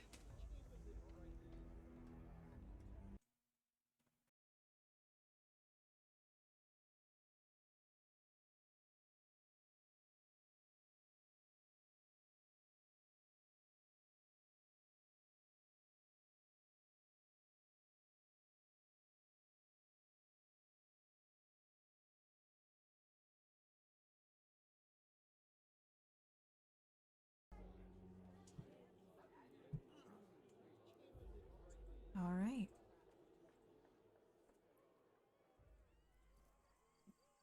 As dusk approaches, an alarm is sounded by the defenders of Calamon's western walls.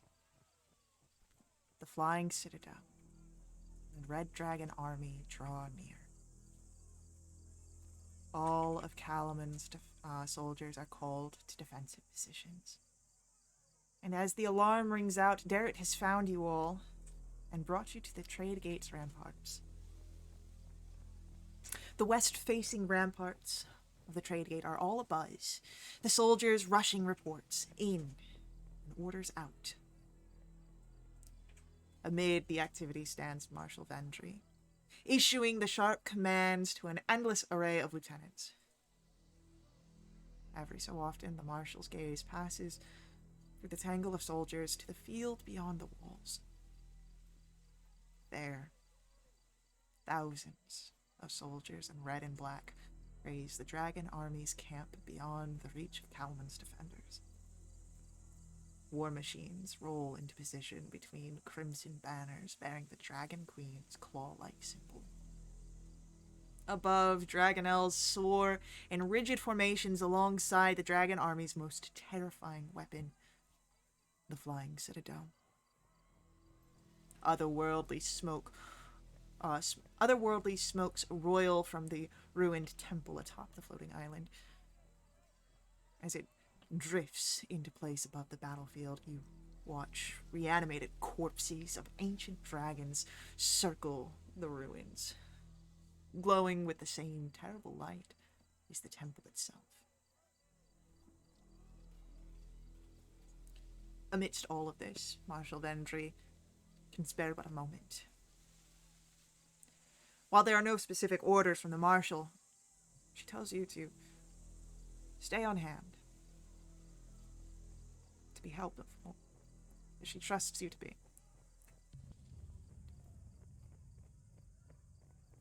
She tells you to be prepared for anything.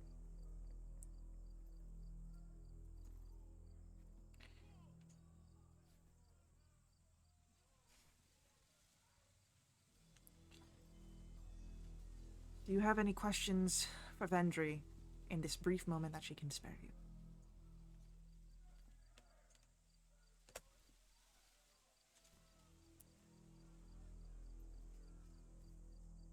Christian returned. Clistian returned, yes. Derek would have let you know that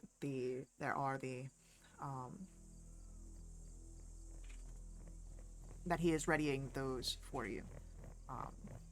They're not quite ready. He's only just returned, but when the time comes, you'll be good to go.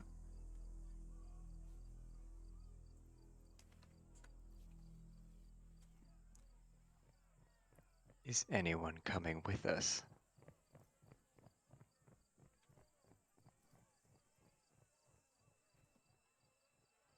You do not know. You didn't ask. Maybe some people assumed or not, but you'll find out for sure.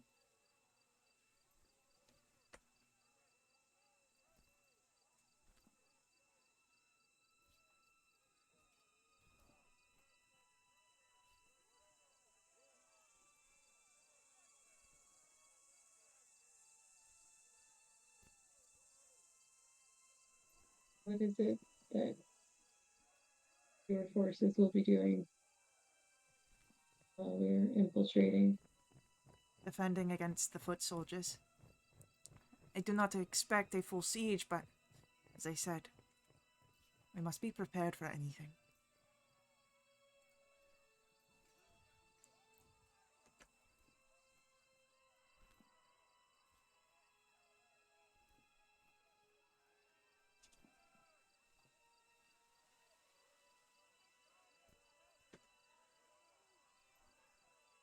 In our discussions with Vendry, would we have, or when we were talking with Jared and Clistian when they returned, one mention if Soth and his dragon have been spotted, or if it's just been that's all the other rank and file soldiers and dragonels. No reports of Soth have been seen.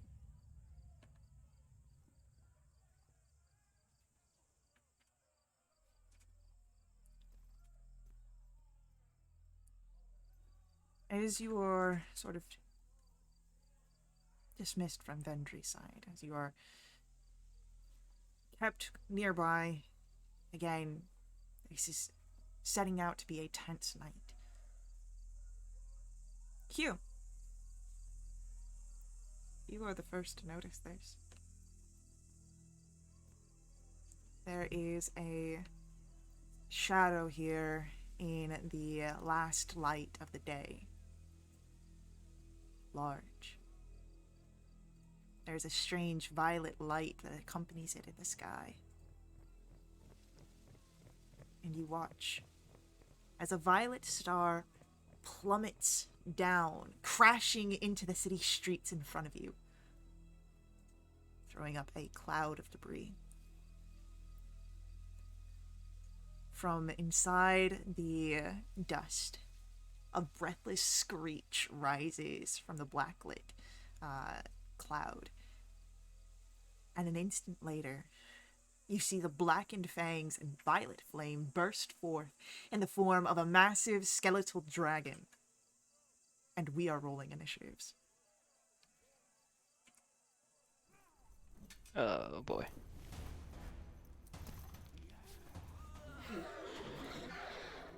Uncharacteristically low initiative for himself.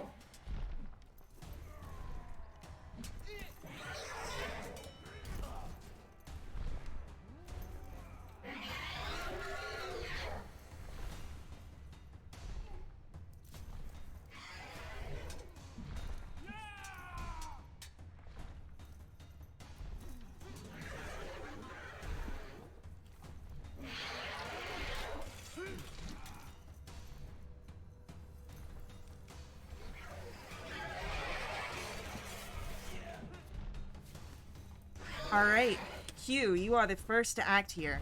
What would you like to do? Okay.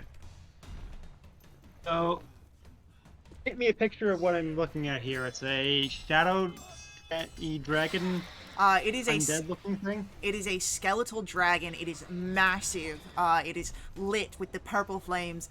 You saw one of these in the tunnels beneath as you were traveling to Anyari.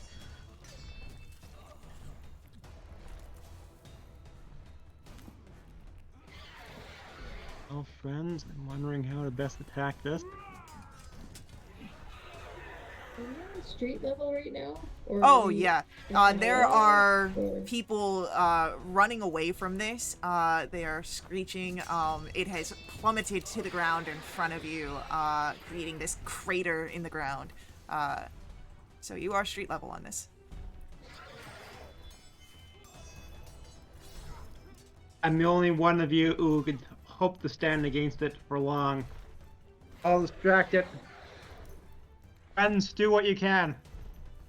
I cast Hunter's Mark on it and move in to strike it with my sword.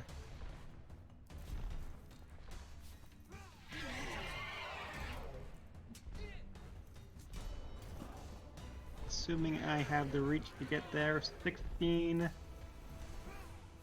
and a 9. So unfortunately, the natural one's gonna miss, but the 16 does hit. Okay.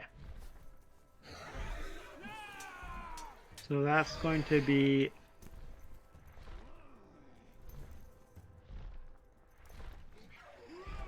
14 piercing and 2 psychic. All right. An interesting thing, as your blade cuts through, it does seem to be resistant to piercing. Takes the full psychic, but another thing that catches your eye, right beneath the massive head, at the base of the neck, you would notice there is a parchment, a scroll that has been stabbed into this creature by a dagger. You will likely have to best the creature before you can easily get to such a piece of paper. But, Hugh, you do notice it. Okay. And that is going to be the end of your turn, I believe, because that's action, bonus action, movement. Which means that it is our dragon's turn. And we're going to start this off with a bang. I would like Hugh, Rue, and Vass to make for me a dexterity saving throw as this creature's mouth opens wide and these purple flames expel outwards. Well, I get an 11. So Vass will succeed. Unfortunately, Hugh and Rue, those are failures. On a failed save, that is going to be 42 points of necrotic damage as these ghostly flames lick and seem to burn into your skin. Vass, you will take half as much. 21. Yep. Okay. Alright. And as the breath dies down, you can see the fires cool a little bit in between the jaws, likely expelling its use for some time. But Rhubarb, we come to your turn. Yeah, that hurt. Just like I'm the gonna last take time it a dragon breathed my, on us. My making a con save on my, so an 18.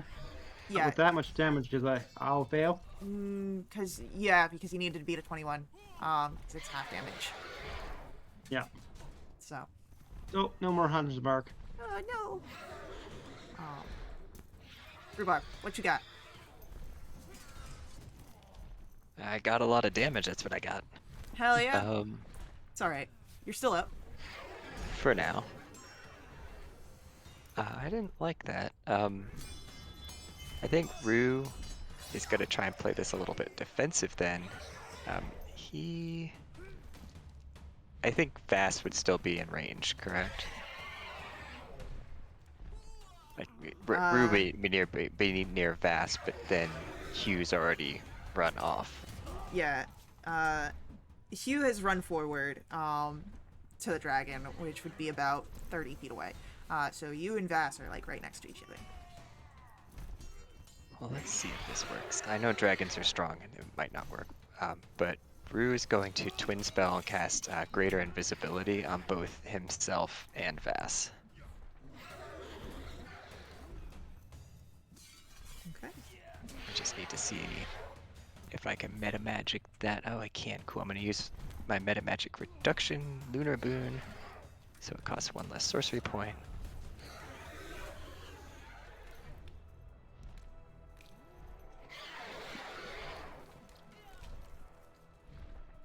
All this accounting. Sorcerers are just like the accountant class, I've determined. Sounds about right. Especially the lunar cycle one. Yeah.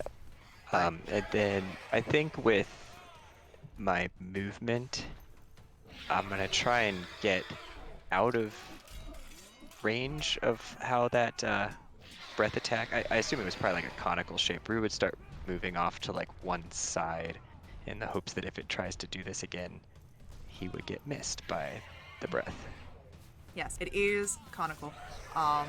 So you move off to the side, hoping to avoid that. Vass, you come to your turn. Tell you. So I am greatly invisible. I probably couldn't hear what direction Rue went in, but I would be trying to circle around so that based on where I know Q is, and if Rue is to the left of me, then I'd probably go to the right, assuming he went away from me just to try and make it so that we're not all, kind of clumped together. I won't have any idea if I succeeded or not because we're both invisible, but that's the intent. And then I probably don't know that it's resistant to piercing. Hopefully it's not resistant to magical piercing, so I'm going to give this a go. And I'm going to make a reverberating shot at the dragon. Go for it. I don't get advantage because I am invisible, do I? You do. I do? Mm-hmm. And everything against you is a Okay. disadvantage. Okay. Well, I forgot to roll with advantage. But here we go. That 13's not gonna hit. Unfortunately, the 13 is a miss. Very lackluster turn, but that's okay. With healing word, the person just needs to be able to hear me, right? I don't need to see them? Correct. Okay. I'm gonna shout healing word in the direction of Rue, and it's gonna be not today. And I will do that at 3rd level. And Rue gets a whopping 11.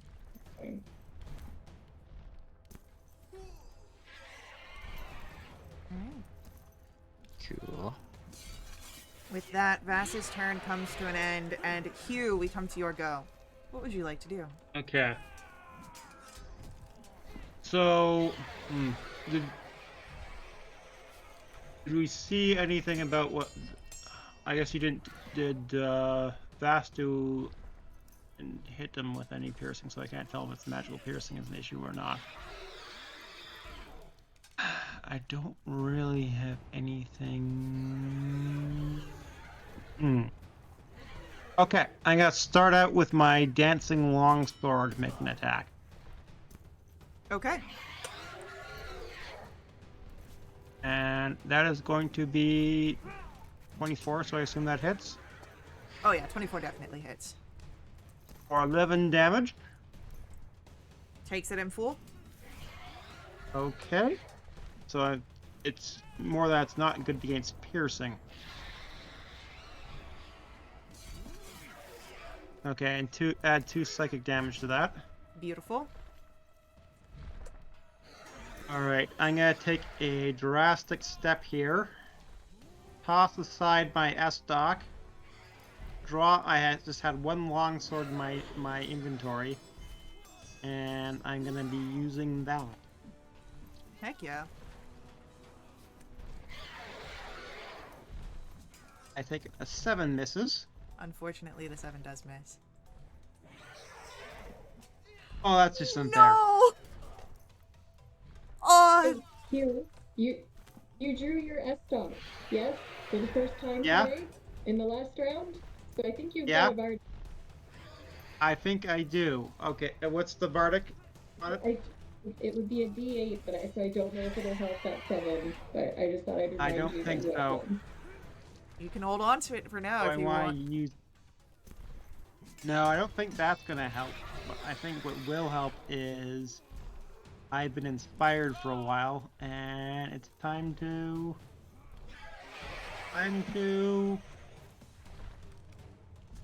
Holy shit! Heck yeah, look at that inspiration! Wow, okay, yeah. Nat 20's gonna hit for sure.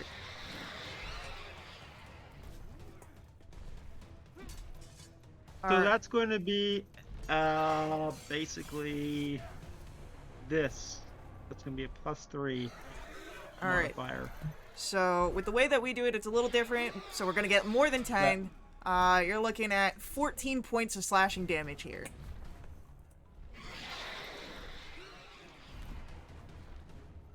Oh boy, we are cooking here. Anything else from Hugh? That used up all my move, ability, yeah. Alright, cool. As you grab the longsword and you take the first swing and it misses and you grab onto that momentum, turning your second swing right into a critical hit, it is going to be our dragon's turn. And it's going to swing back at you. Snarling, you can hear the bones rattle from the skeletal dragon. You see the purple flames inside rise. It's going to take 2 claw strikes at you. The first attack is a 23. And I'm going to parry that. Okay.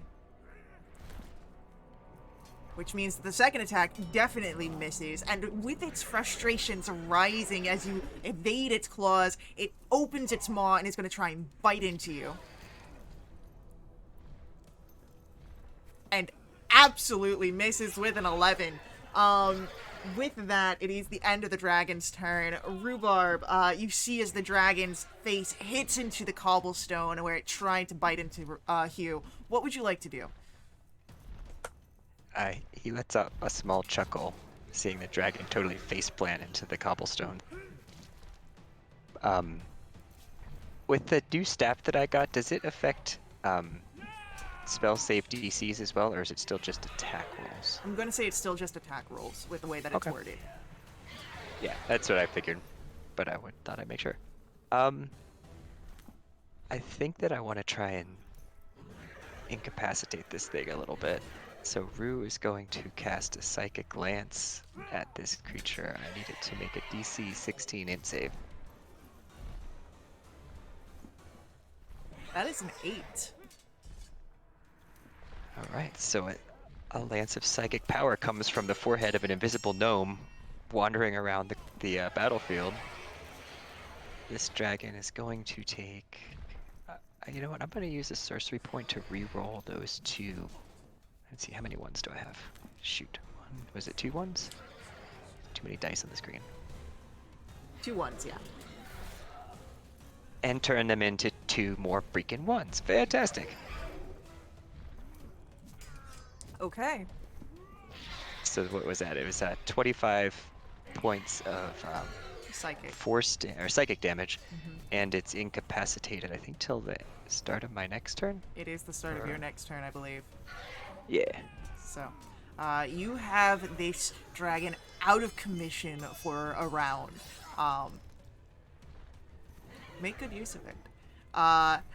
Anything else from Rhubarb? Probably continued movement onto like a complete flank, like off to the side, right? So if it's a conical breath, it's hitting Hugh and not rhubarb off to the side, unless Yeah. it turns and does that. Yeah, totally fine. So as Rhubarb moves off to the side, Vass, it is your go. Hey, I'm gonna try this reverberating shot again. Roll with advantage this time. Two. There we I go. roll with advantage this time, and I get a dirty 20. Yeah, that's gonna hit.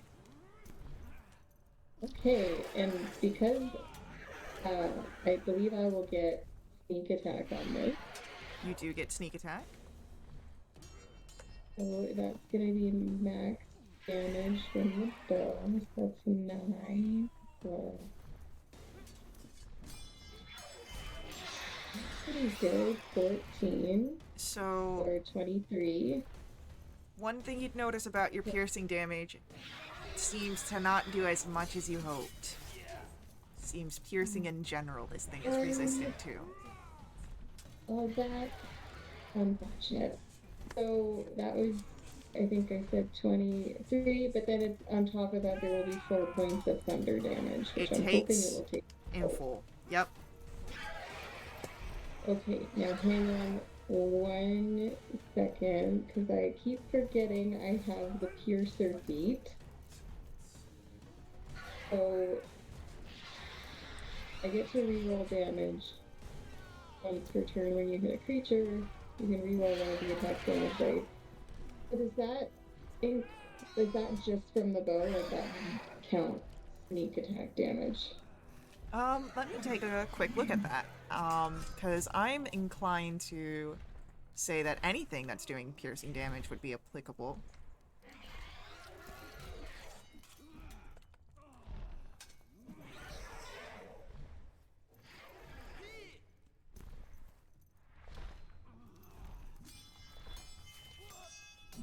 Yeah, if you're applying your sneak attack to this attack, the damage dice, you can reroll one of those. I will reroll the 3 Okay. and turn it into a 2, and I gotta use the new roll, so take off 1 point of damage from my set. Alright.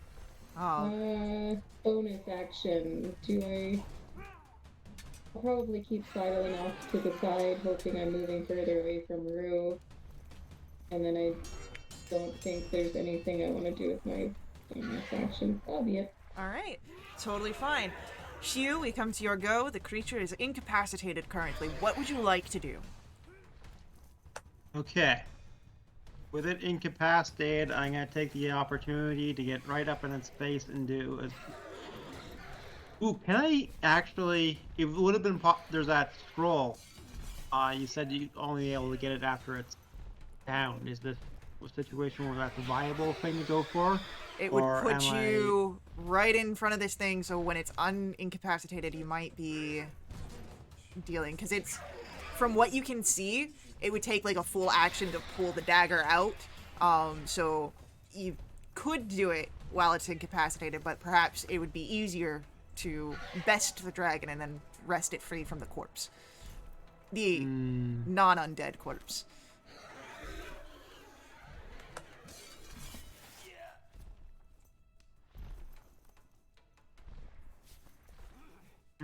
What do you guys think? Is it worth it? I could go try and just do straight damage to it, but I don't know if it's a possibility of it being able to end this encounter right here and now by taking it out. I think we need to take advantage of it being incapacitated because it's only going to miss the 1 turn. Okay. Well, yes, but which, Then. take advantage of it to do damage, or take advantage of it to... Yeah. Right. Yes, to lay the beat down while it can't do Okay. anything. Well, in That's that just case, effort. I'm gonna try and slaughter it. I'm gonna tap first with the dancing longsword. Go for it. That's gonna be 11. Wait, is there incapacitated affect the roll? Incapacitated, unfortunately, does not affect the roll. It just means it can't take actions or move or react, Okay. I think. So I got 12 and a crit. The crit hits. Whoo, max damage crit, because you've got the 8 and then another 8 for 16. That'll be then another 3, so 19, and then you get your the D4 for your psychic. Yes. That'll also be affected by the crit. For more max So, damage, okay. And I believe that'll be it for the bonuses because we lost Hunter's Mark earlier. Yep. So, unfortunately, I believe that's all for your turn, but this thing is starting to lilt to the side, the bones and flesh are struggling to stay together, more flickering And I of the fire. call out. Make a triangle so it can't get it. It can only breath one of us at a time. I'll stay in its mouth, so I'm to take the most damage. As you call out, hopefully your invisible companions heed your call. Our dragon can do nothing, and as you watch the jaws, the fires remain low. It seems that it has not yet regained the intense flame that it had opened up the attack with. Rhubarb, as we come to your turn, you can see where the twitching of the dragon's wings returns to its own will. What would you like to do? I think I would like to take advantage of the opportunity to try and just bring it down.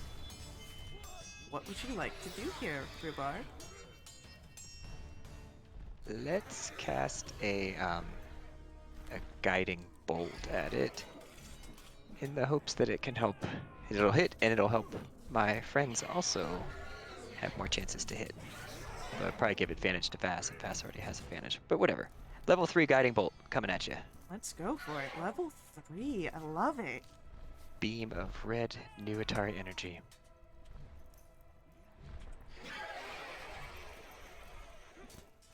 That's a 17 to hit. A 17 will hit.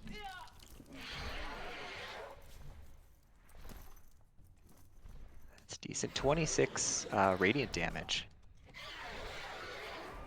26 radiant damage. The creature is very much looking to be approaching the dredges of its unlife. It's glowing this red, like the aura around the moon on a hazy night. Anything else from Rhubarb? Probably just a little bit of movement to try and keep it on its toes in case it kind of senses where he's at. Like maybe just step back like 10 feet or something.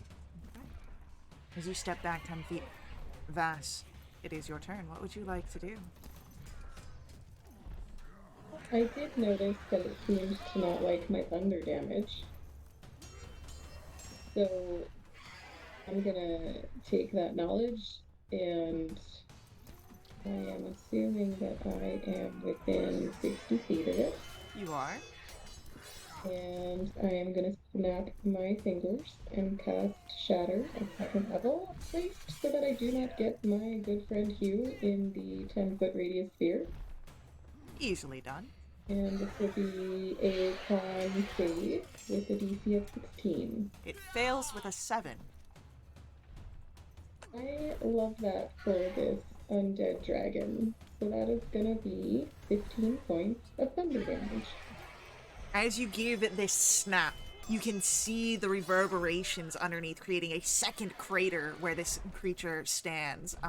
And there is the snap and crack of bones beneath your magic. This thing is barely able to stand on its feet right now, but it is still holding in there. Darn. I'll shout in a sing-song way, I guess, so that it's bardic, towards Hugh, giving him a bardic. Although I guess he already has one. Either way, to basically finish it off. Okay. So, Hugh, we come to the top of the round. You have a chance here to finish this thing off. What are you doing? Well, long slashing has worked so far. I think I'm gonna keep up with that. Catching longsword. How do I keep getting the 2? You have advantage on Okay, that first attack. 21. Oh, advantage? Okay. You did. Because the guiding bolt. Yeah. Right. So that actually turns out to be a 21. The 21 will hit. Okay. And then another crit. Hell yeah. And then a 12. You do have your bardic inspiration if you want to try and add on to that 12. I'm gonna, yes, that's an D8. D8. Okay. That's gonna be a 4, so that's 16. You have 3 hits, one of which is a critical. Okay. First we do the hit. Then we do second hit. And then we do... This one will be for the crit. And the crit's the perfect one. Oh boy. And then you've got your D4 as well. Yeah, that was on the first one, so it was going to be just normal. Alright. Hugh, would you like to paint a picture here as you bring this creature down? I command my dancing longsword attack from one side of its neck while I attack it from the other. We do a combined slice on the fin neck bones, sever the undead head from its body. With a thud, the head slumps down first, and then the rest of the body falls into the crater beneath. The fires sputter out of the corpse, leaving it a decayed husk here. Skeleton. You are successful. And in the aftermath, Hugh, since you are right there, you're able to wrench the dagger out and pull the parchment free. About this time, Rue, Vash, your greater invisibility falters. You are visible once again. You can stand next to Hugh as you can read the small phrase upon the parchment here. Okay, I read it. The Dragon Queen sees you, and I am the fire in her eyes. The end comes. It is the Dragon Queen's will.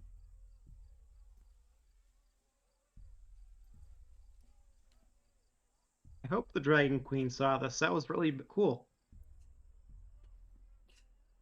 Ah, I love it.